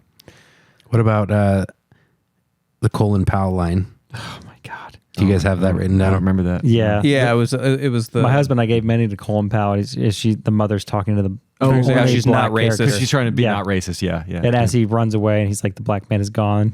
Praise Jesus. The black man's gone. He's so excited. Here's my last piece of dialogue I'll read right now. And as we're in our steak and cheese buffalo ranch chicken blasted hot pocket. well, we're not quite there. But Okay, sorry.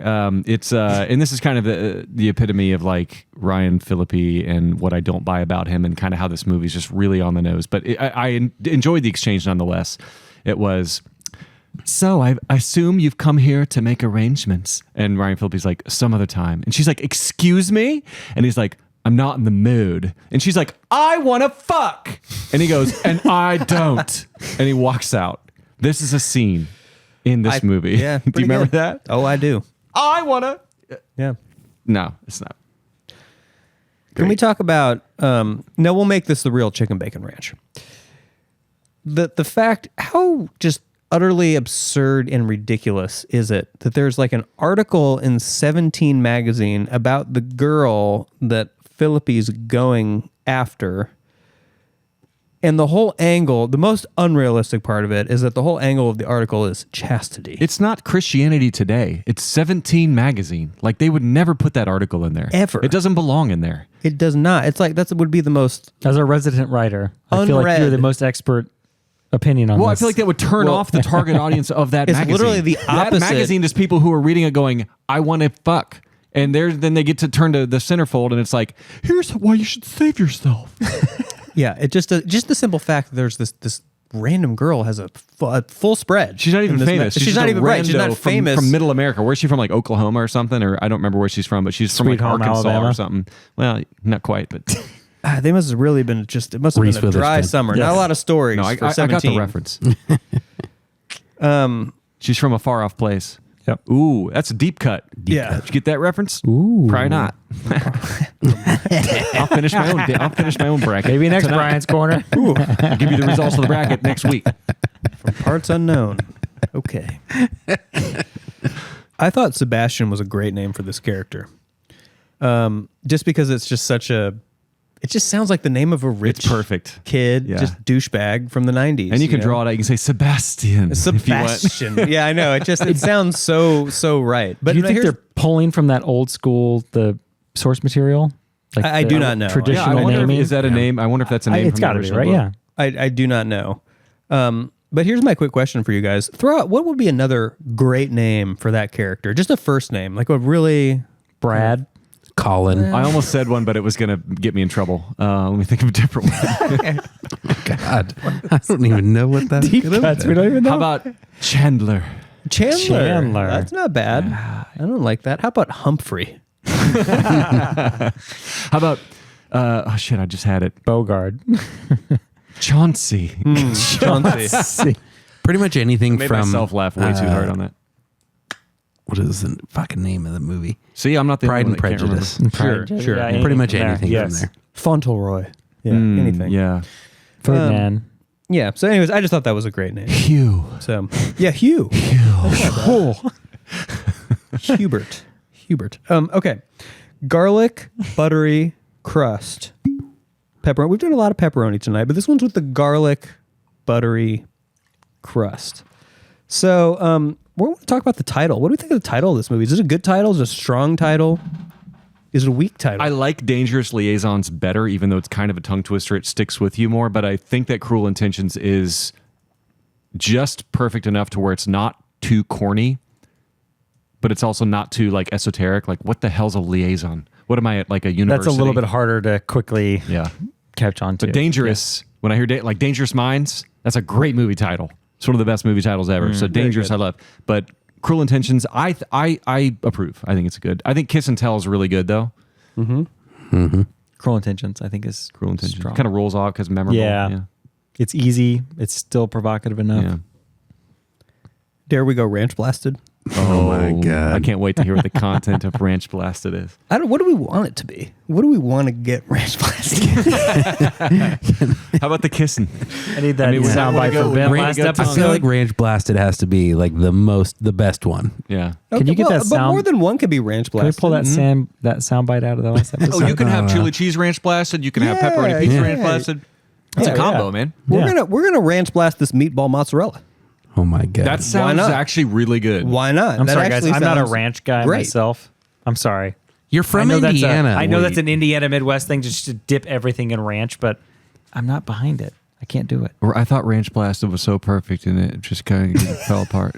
Can we get that soundbite though? We're not Just to getting the throw it in t-shirts anymore. Wait, what soundbite do we want to get? there? Just him saying, "Ranch blast me, daddy." No, we can't because you don't like ranch. Yeah. I'll still make the shirt. Actually, I'm not a huge ranch guy either. Oh, what the fuck?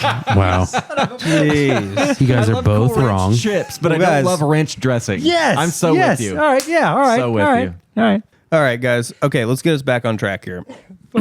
So here's a big question. So we've got sort of two, I guess, protagonists in this movie, right? So my question, I guess, is like, are the protagonists in this movie the bad guys? Like, it's kind of a weird dynamic that I think is actually kind of interesting and worth discussing a little bit.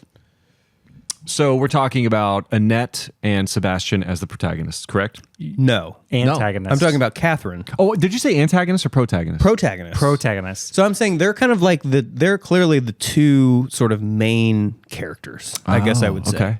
Right? Yeah, and you're right, generally yeah. your main character is the protagonist. Sure. Yeah. Okay. But these two seem like they're kind of the bad guys. You know, they're kind of Yeah. the antagonist at the same time. And I think that's actually, that kind of added something to me with the movie. Like I thought that was kind of interesting how they kind of towed the line between protagonist and Yeah. antagonist. Yeah, And because so, you're kind of rooting for them. I think you're kind of rooting for both of them. At certain Yeah, points in kinda. the movie. Yeah. I think Kind of. Kathryn was a pure antagonist, right? Yeah. No, she- I don't agree with that because I think she No. gave like a couple of compassionate sort of speeches, you know, where she like this, like for example, the speech where she talks about like, well, all these guys can go around and fuck whoever they want. She and did they have get moments judged, of you know, but as a woman, there's kind of these kind of, sort moral- of feminist yeah. moments that were Yeah. like pretty strong, and I thought that actually were like kind of sympathetic. But she never had that like true turn. Like as no, a, she didn't yeah. have like a total change of character, but it was almost like I felt You some felt it in the compassion for acting? her and for her. So, you know, she was the Marsha Brady or whatever of the, you know, she gave that whole speech. I thought that was, you know, you kind of felt a little bit of her pain, a little bit. I think she was the best acted in this film thus far. Yeah, I thought she was yeah. good. Yeah, she was good. Yeah, I mean, okay, yeah, that's interesting. Because of those subtleties. And I how will she say acted that it out. where the movie ended up with both of them, how he's sort of this hero who like is vindicated, and then she sort of is outed, and everyone hates her.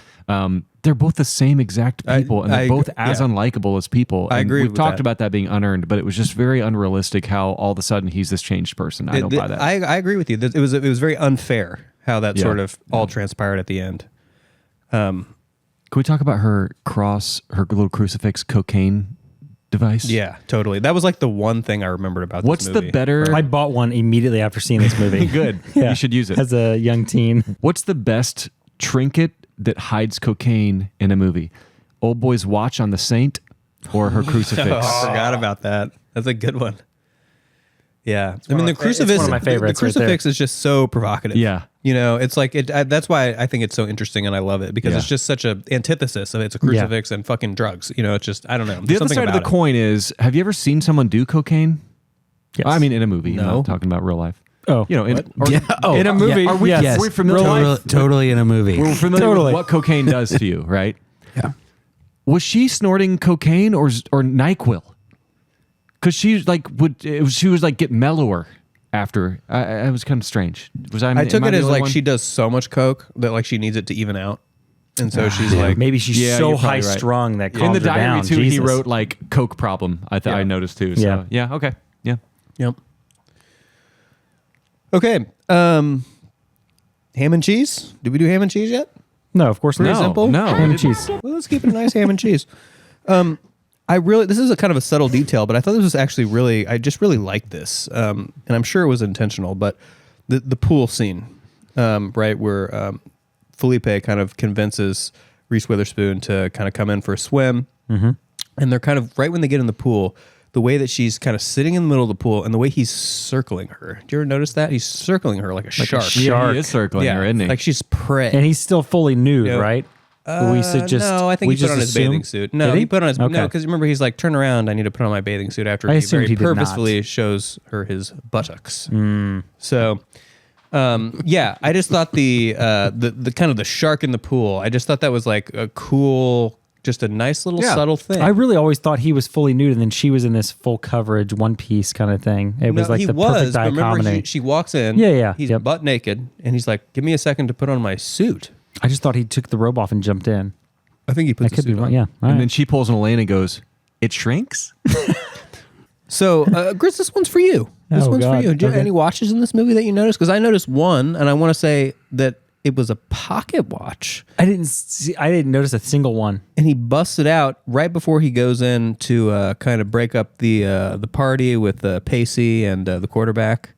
The whole Oh yeah, and he pulls right, it he out. pulls out and his checks pocket it. watch. He's like, right on time. Didn't even look at it. I want to applaud Nick for noticing a watch Yeah. that Gris did. Hey, that's We're getting- really hard to do. We're getting you know? serious here. Thank you guys. I appreciate it. And I feel like I wanted to just talk about pocket watches for a second, because Yeah, I feel like pocket the watches pocket are watch cool. is an Sure. extremely underappreciated watch that no one gives a flying fuck about. That's another At this- place you could hide cocaine. You know, Totally, big you can time. hide all Yeah. sorts of things in pocket. I feel like there's a lot of good pocket watch checking on Tombstone. There's got to be. Totally, right? Can't totally. you And I see feel Wyatt like- Earp checking a pocket watch? Where has the pocket watch When's gone? high noon? I feel It's like it coming up needs. soon. It needs to. We need a I'll pocket be honest. watch One of my first resurgence. watches was a pocket watch. I thought it was so elegant and so beautiful. So Well, yeah, I just got will tell you, appreciation for it. I was looking on eBay last night at some pocket watches because I Some was like, Illinois or something? Pocket watches aren't worth shit these days. You can get No. like some cool pocket watch made out of sterling silver, Beautiful from the 1800s internal- for like $100. Can you imagine Unbelievable. how cool you'd feel walking down the street with a pocket pocket watch, watch got a and nice one chain pocket on it? and a balisong? And Yeah. the Oh other? my goodness. That You're on people top think of it's the the world. chain to your wallet and it's the chain to your pocket watch. I think it's really badass. I think it's due for sort of a reprisal. Yeah. So anyway, I like that's it. It's just my kind of a opinion. fidget too. You know, you bust it out, flip it open, check the time. Yeah, I like that. yeah. I like how many things Brian's thinking about putting cocaine in. I know. Yeah. Let's just keep talking about that. I'm right on the verge. Yeah.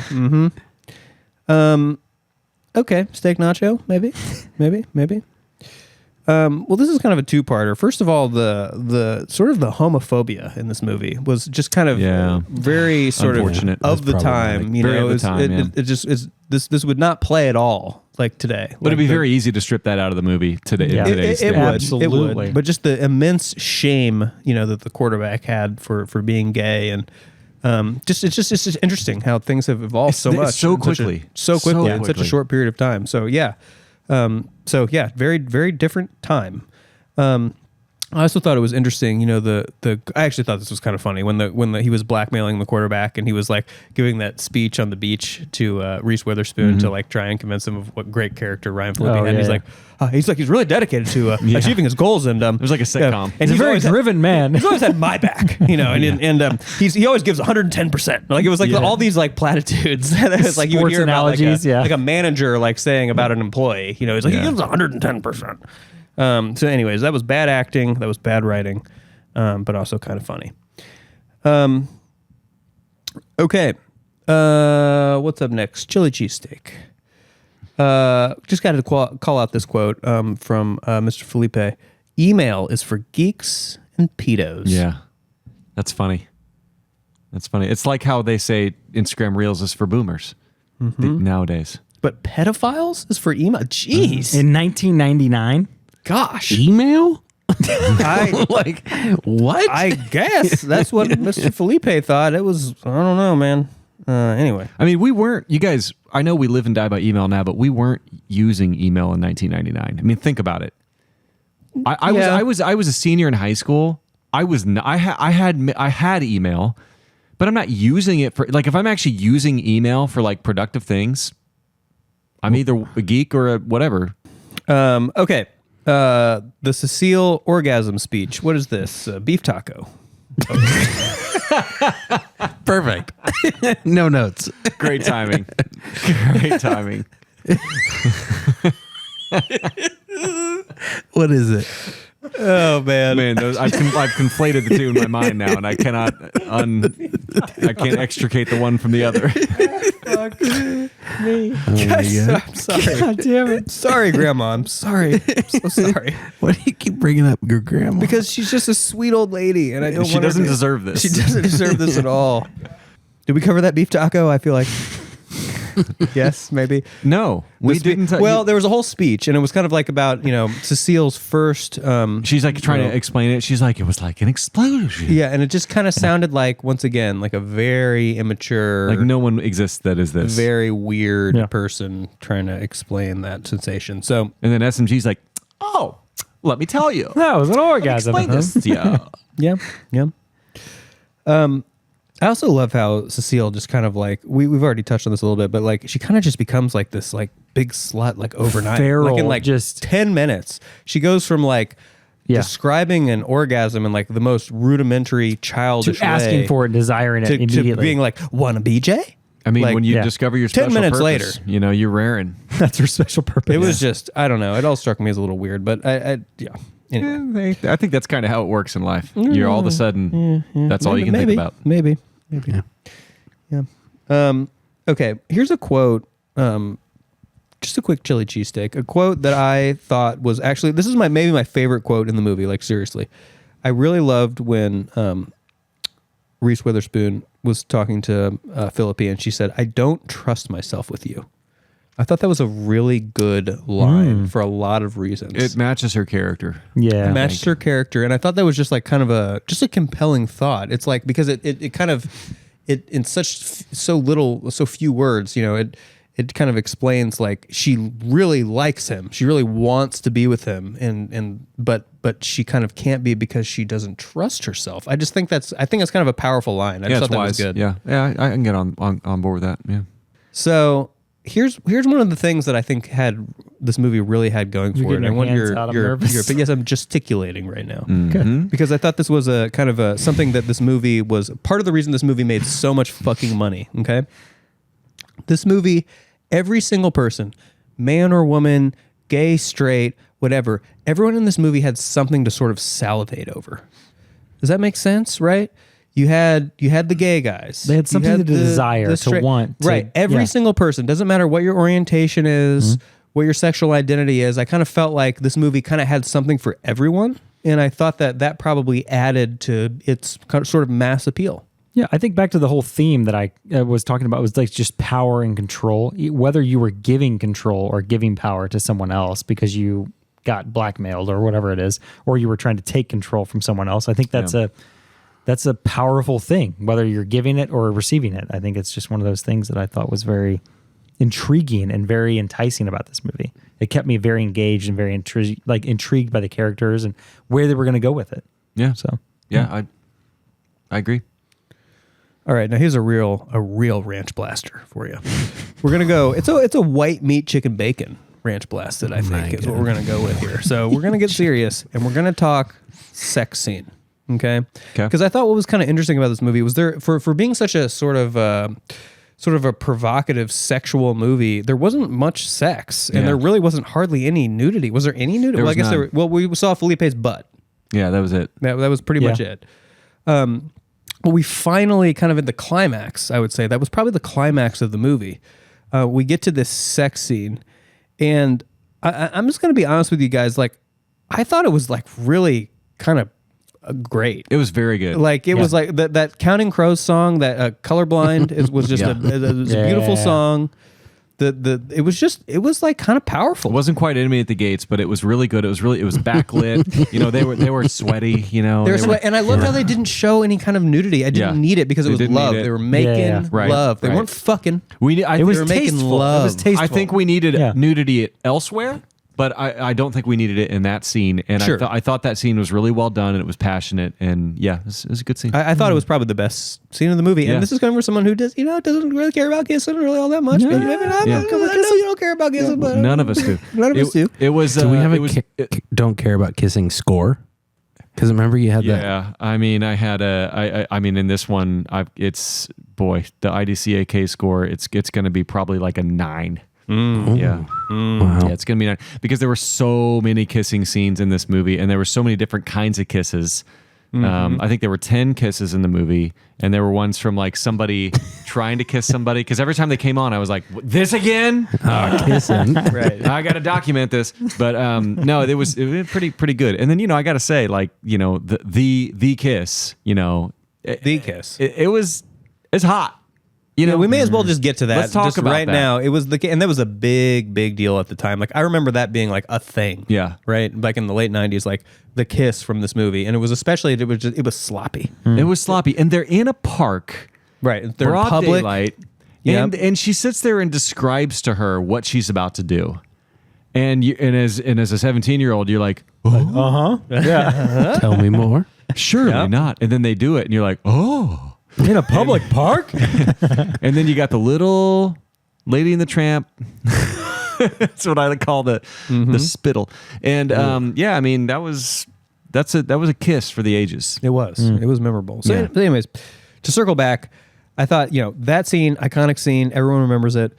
And the sex scene, I honestly thought it was one of the best sex scenes I've seen in cinema. It was tasteful, like top 10 probably. Yeah. Like No, I wouldn't go that high with it. I mean, it was one of the best moments of the movie, but I don't know. I can't buy Ryan Phillippe. I know. It was a little tough. He's this bare-chested, hairless little boy. I know. Yeah, he with felt his very insane young. haircut. I know. Give me like a Patrick Swayze or like a freaking Richard Gere or somebody. Like I can't. It just felt so passionate. I don't know. I just Not thought it to was me. really good. I Reese thought it was really Witherspoon good. was great, but I needed a Jude Law. Patrick Swayze is I great. needed the guy to carry his side. Patrick and he wasn't doing it. Swayze in Roadhouse is one of the Swayze hotter was like the sex. perfect, like he was small and skinny, but he was because she sucked in Roadhouse. Oh, she was terrible. So take Patrick Swayze in Roadhouse and Reese Witherspoon. wait a minute. No, wait. Yeah, that's a little age difference, but you get what I'm saying. Like I couldn't buy into it because Ryan Phillippe he's not going to generate a great sex scene for me. I'm sorry. That's fair. That's fair. No age shaming, but or height shaming. He's like 5'2", little boy. Like I'm not. I can't get into that. I think honestly, the song was a big part of it. The song really made that scene for me. I thought Massive. it was Counting the Crows was big in lyrics, the everything 90s. that blended together to that scene. Yeah. anyway. Okay. Staying in the kind of same sex vein. The old sex vein. Here's a great quote. Actually, this might actually be my favorite quote from the movie. What was the cello teacher's name? What was his name? I thought it was. Man. I don't know his character's name. Well, Kyle, Keith, Chris. No. anyways, Well, it's Sean Colin Patrick Powell? Thomas, but Colin Sean Powell. Patrick Thomas. That's Yes, what it his was. character was when he was sort of caught, right, with Sarah Michelle, which was kind of like, what? I know. Like, that I was like, geez, everybody's having sex. okay. But then the way, He like, gets when pulled out of the drawer. he gets pulled out of the drawer. Yeah. Yeah, made me think of that episode of Seinfeld, Seinfeld. with yeah. Where he builds the drawer What's and it the called? Japanese guys sleep in what's the Fetterman or what is what the is that? designer? Oh fuck, it's something. See, close to I'm not that. a Seinfeld guy, but I remember from The Fifth Element when he gets stuck in the bed and he's like It's kinda sealed like into that. it. That's what it felt like. to yeah, me. exactly. Yeah. Yeah. Victor Cornelius. Yeah. when Yeah. or R. Kelly's trapped in the closet, but trapped. Carl Farbman. Carl The Farbman. Fardman. Yes. Yes, Carl Farbman. It's 2 Seinfeld references tonight. Hey, that's not enough. I agree. So anyway, she pulls him out of the drawer, out of the Fardman. And I love the quote that he says as he's running out of the room, buck naked. Oh, yeah, he just what's he goes, say? he goes, "There's some fucked up shit going on in this house." It's like, yes. Yes, sir. He was the only real, Yes, sir. grounded person in this whole film. Yes, he was. I thought Actually, he I was. agree with you. Yeah, he was. Yeah, he was. Yeah, he was Hands like, down. very Very grounded. He still wanted to partake, but he was like, "Yeah, this is pretty fucked up. I'm gonna get out of here." now." He was the only like non-caricature. He was the only normal. caricature. Yeah. And in that same scene, I thought it was very unreasonable. The way that is that the one where she's talking to Phillippe and she's like, you've come to make arrangements, right? I believe that she says that in that scene, right? Yeah. And it's literally 10 seconds after she's been having sex with this other guy. It's like, that seems very unreasonable. I mean, like, can't everyone go take a shower? Like, maybe, and she's just like, I want it right now. You can't just go from one to the other. And he's like, There's gotta be a buffer between your men, you know? Yeah, and so one I man's respect. gonna smell the other man. You gotta, And there's all sorts of just the musk is still there. Yeah. You gotta clean it. There's been contamination. Gotta have the buffer. Bodily fluids. Yeah. You want it all clean. Yeah. And so I think Phillippe is being very reasonable when he's like, we need you to take a shower and take a deep breath. Just saw him run out. And she's like, I want it right now. She goes, I want to fuck. Yeah, and it's just like, ugh, I don't care how hot you are. That's just kind of making me squirm a little bit. Okay. Nick, I feel like you and I were the only ones in the room that understood the concept on that. Yeah, possible. Okay, what other flavors of Hot Pocket have we not listed yet? There's a breakfast one with egg and such. Oh, yeah. Egg and ham. Ham and egg. Frozen applewood bacon, egg, and cheese croissant. That's the one. Good Lord. I got to get one of these croissant crusted ones. My gosh. They're good. It's funny that they write letters to each other. Isn't it? Like, I thought it was more that. Well, because is that like a joke to like the old school, like theatrical, like source material versus the email age? In Dangerous Liaisons, there is so much letter writing. Right. That's what I'm assuming. That's what it's from. Letter, and they're walking around like hiding it. John Malkovich I guess that's a callback. Okay, it's a callback. That's what I assumed it was. I haven't seen. But even Liaison. for the time, it seems fucking ridiculous. Well, even for for 99, Even for 99, yeah, it is. But he still had AIM. So true, you did. You know. Yeah. Anyway. What do you think? Mail. What do you think Sebastian's AIM name was? The Rizzler. A Lord was in there somewhere. Lord. It was something Lord. What was his car? Lord. His car was somehow I don't know what involved that car in his was, name. It was like Riz Jaglord 97. Yeah, something like that. Yeah. Jag Shag at Jaglord. AOL. It was 100% Jaglord. Jaglord. Okay. Let's talk about the Gurnal. I think that was The Gurnal. yes. Only Ben gets that. I got that. Yeah. Thank you, Ben. That's a callback to our callback to Wet two- Hot to Summer. two ago. Wet Hot American Summer. Episode. He's journaling. If you're getting fancy about it, okay, Yeah. that's when you're journaling. But we'll talk journaling for now. I thought that was okay. So that was just kind of a. The whole end sequence with the Gurnal, okay, seemed really ridiculous Terrible. to me. It didn't make any sense how like everyone like it was a long Gurnal. Like there was like a lot of different like and there's a lot to read, a lot to digest, a lot of illustrations. I didn't have a problem with the Gurnal. It would probably take 2 to 3 hours to just kind of go through the whole Gurnal. Yeah. And so they just passed it out among this And everyone group of gets up people. from the memorial It's and very- all exits the building. It's also very well made. Like it's Yeah. bound. Oh, yes. Yeah, I mean that's. I remember going to the library to get my It's like book Henry- bound, it's like, printed, and spiral bound. Yeah, Henry Jones's Grail Diary. that took It's some like, time. And everyone gets up from this memorial. They're all out in the courtyard, and it's like they've all completely read this. They've read the whole Gurnal. 289-page Whole Gurnal. Yeah. And then they're staring at old girl when she comes out, and it's just like that would never. I mean, happen. that didn't girl make that any ran sense. into the church or whatever, like, did she just give the entire synopsis to that one person and it just leaked out to the rest of everybody? I don't know. immediately? How do you? All I know It is didn't the, make the, any the only sense. thing that made that scene worth watching was when Bittersweet Symphony drops. You're like, yes. dude, Yeah. I'll It watch popped. any the scene with soundtrack that on sound. that is just that was the perfect match. So good, such a great song. It kind of reminded me of the Burn Book from Mean Girls.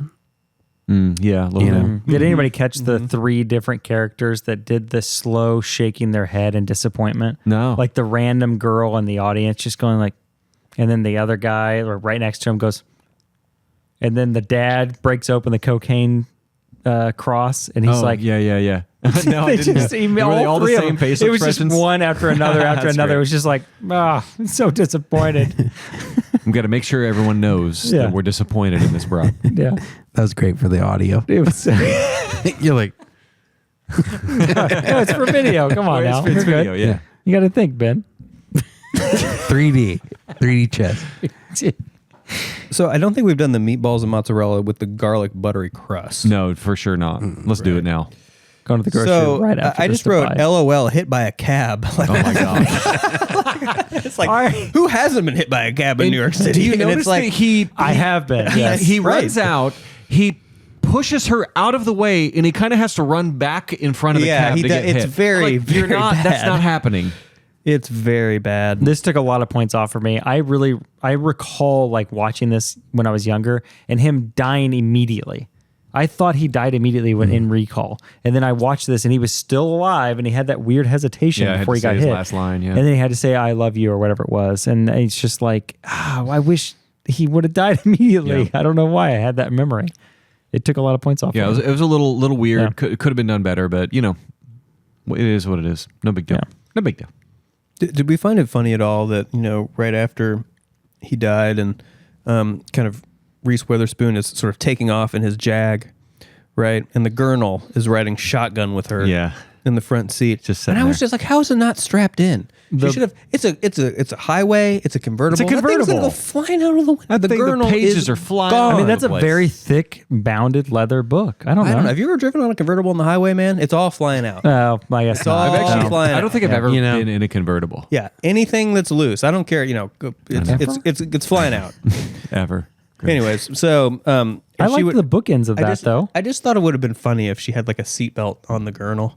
Yeah, that would. At the end No, for Gris, safety. talk about that because I agreed with that. I agreed with you on that. Visuals of that. Talking about the visuals of this movie, it felt very like elevated TV. It didn't feel did. like a film. It didn't feel like a movie. Felt or like a art soap house. opera, It didn't felt it? like a It did, very yeah. elevated soap opera. The It's like, so highway bookends. The shots Yeah. were built like the shots were beautiful, or I don't know if the shots were beautiful. The sets were beautiful. They picked an unbelievable home, like all these things. But I thought the visual storytelling of the bookends of beginning to end, him driving into the city The with his helicopter journal, shot. Yeah. helicopter shot, Yep. just absolutely like terrorizing, like a weird zoom shot through like different wooded areas and cities. No, and all it, these that, things. it was through It was a graveyard. A graveyard. A graveyard, cemetery. everything. So the whole beginning shot is just this weird long shot of a crazy zoom from a helicopter, and you can see it zipping through, and it's chaotic and everything. And then it obviously he's driving into the city. He has the book, everything. He's going into the city, and then at the end, she has the book. She's driving out of the city with the book. Obviously, she's in control now. He was in control going into the city. So like I thought that was beautiful. I And thought if that you was think very about well it, done. if you think about it, like the cemetery into the highway to the city, and at the very end, he's dead. He dies. Yes. Yep. She At goes, their it's- memorial, and you're like, now I know why they put the cemetery at the beginning because it's like a very you don't much a catch bookend. that, but yes, and then the visual from the beginning or the end was a cleaner shot of the funeral zooming out Yeah. to the everything. It was just way more clean and more organized and more thought. Yeah. I'll go 46. Yeah. Oh, I like that. And that's Damn. and Whoa. We got a Hold on. higher I'll go score here. 46. Wow. 46. and frankly, Put that in the calendar. that was the kind of the last hot pocket Better add that now. I had was I thought Before I that forget. kind of the way they put a button on the movie, Yes. the way they Yep. they kind of Yeah. it wasn't like super smart, but it was also like it was nice. It was a nice way to tie it back to the beginning. It wasn't ambiguous. It wasn't like super no, confusing. It wasn't. You didn't have to overthink it. It was Yeah. a nice, interesting shot, and it was kind of a cool and they didn't do that kind of shot anywhere else in the movie. Really, Absolutely it was not, that kind yeah. of like overhead driving shot from the helicopter shot. And once again, in 1999, that was like a big deal to like do a helicopter shot. That was My probably like God. $1 million or Way something. more expensive Yeah, than these a days million it's of like the 10 million. Yeah. Yeah, it's like $50 now, to like do some sort of drone shot. But in '99, that was a big deal. So yeah, I thought that was it wasn't like overly smart or anything, but it was a good. They didn't have was to a do nice it, bookend, and they did it. Yeah. Yep. And also, as you said, Brian, the Bittersweet Symphony just coming on at the end was and just in general, I don't think we've really talked specifically just about the music. Yeah, we haven't. And the music in this movie I thought was very good. Yeah, it's great. Yeah, I thought it was well, and I guess I thought some of sort of the like the not I don't know how to describe it, the music that like wasn't produced by like a major artist, the kind of like background sort of music that was kind of like the mood music, Yeah. I guess is what I would call it. it was not orchestral. It was just kind of like almost TV showish. It felt like a soap opera. But It it felt like worked. soap opera, It and it worked worked fine. just Yeah. fine. It Uh-huh. worked just It's fine. what the And movie needed yep, tonally. Yep, I thought there was nothing wrong with it. And then I thought the tracks that they chose by kind of the the recognizable artists were really good choices for the time and Perfectly hold placed. up well today. Yeah. And a lot of the songs I feel like were songs like that were of the time, like came out in '99. Like that Crown and Crow Yeah. song I think came out in like that year. Yeah. Like, so, you know. It's like Can't Hardly Wait was like, the how you do it. And then a couple years later, Cruel Intentions, Yeah. it was close. Like I'd put that above, but a lot of the audience reviews talked about like the some of the references were very 99, but I think the music still had the punch, the weight in those moments. At least those two main songs. Yeah, for sure. Yeah. You guys have any other hot pockets before we close the segment? Not me. On hot pocketing? I'm full up Yeah. on the old hot pocket. Good. Well, we covered Delicious. a lot of ground. Yeah. Covered a lot of ground tonight. So I think that means it's time The for movie's closing. been over for about 3 hours by now. So. It has. It has. And that means it's time for us to give closing thoughts. So I'll start. I'll just wing it here. I liked this movie. I thought this movie was, kind of as I said at the start of this podcast, I thought it kind of made me, throughout the whole movie, I was feeling something. I was kind of wanting to see the next scene, even if I was kind of uncomfortable. And like I said earlier, the movie made me squirm a little bit. I wanted to see what was going to come next. And sometimes what came next was pretty unbelievable and, maybe not what I would have chosen to do as a screenwriter, but I thought that it kept me hooked more or less. And, I thought this is one of those movies that we've talked about this a lot over previous episodes too. We're talking about a movie that's kind of the time, right? Yeah. It feels like it's of the time, and it's not really a timeless movie, in the sense that it'll be studied 50 years from now. And I feel like this movie was pretty of the time. Put me right into that time period, late 90s, kind of early 2000s. And I thought that was okay. I didn't have a problem with that. I don't think this is a movie that will be studied, 50 years from now. But I do think that for what it was pretty good. I think it accomplished what it set out to accomplish. And I think despite some kind of unevenness and some pitfalls, I enjoyed it and would ultimately recommend it if you have even a kind of cursory interest in this kind of sort of drama thriller kind of category, I guess. So kind of a soft recommendation for me, I'd say. Yeah, I think it is a strong recommendation for me. I think it was very provocative. I think that's what drove me to want to see more and learn more and continue to drive down from beginning to end. Not as beautiful of a film as some may say, like art house wise, but I think there were a lot of like set pieces that were very. It's hard because it doesn't feel 90s to me, as you said. Just because of the sets, because of the huge mansions. That's not a normal thing I would have seen as growing up in the 90s. Yeah, being rich is sort of timeless. I guess maybe what I think put that's me there what was felt a little timeless bit, to me. Yeah. I say a big part of it was the music. The music music was really massive. put me in the time period. But, Yeah. but I agree with you. I think it, I see still that. think today, even for younger generations, 20, 30 years younger than us, I think they would still feel the weight of those songs in those, at least the couple songs that were super weighted to those moments. But overall, great. Yeah, I think I agree, Nick, that it set out to do what it wanted to do, and that was make money, and it appealed to the 17-year-olds of the world.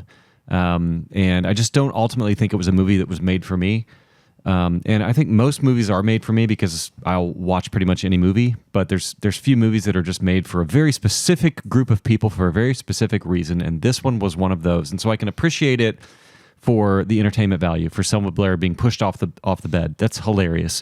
For the I don't care about kissing stuff. Everything like that, I appreciate it for. But I feel like the characters were underdeveloped and annoying to me. And I think there wasn't a lot of nuance. I think the message was very confusing. Annette goes from writing this manifesto about saving yourself to then having sex before marriage, and that's fine. It's like, well, what did you like? Are you recanting your manifesto? Are you I think it's adding a on to natural it? progression of life. Like you had that love, you lost that love, you had that experience, and I think you learned from it. I think that was the principle of that. Okay, yeah. You know what I mean? I guess it just was underdeveloped a little bit for me because yes, for sure. But like you never got the scene. I feel like there's a scene missing where she's like, I wish I wouldn't have wrote that, or I disagree with that somehow, but it just or I was never learned from that fulfilled. experience. Yeah, It just- it was I too just didn't- early in life to make that choice. Yeah. Yeah, I just feel like it took a lot away from how unearned the things were. And then I think that a lot of the situations were just so unrealistic, starting with the therapist. And this movie gave therapists a bad name. I mean, she's an asshole therapist. She's like charged for the book. And, Charged for the book. And she's like, exclamation this point. whole thing. And I'm like, this isn't how the world works. There's so much more nuance and complexity with characters. So that took a lot away from the movie for me. Probably more so than for you guys, I think. All right. Well, we're on a thing called SoCal Media that we're involved with, and Gris is, It's media. Medea. Gris is going to tell us all about it. We're only on one piece of social media at the moment. It is Instagram. So at Critical Mess Crew. A lot of behind the scenes photos. Yeah. Every new episode. Check out criticalmasspodcast.com.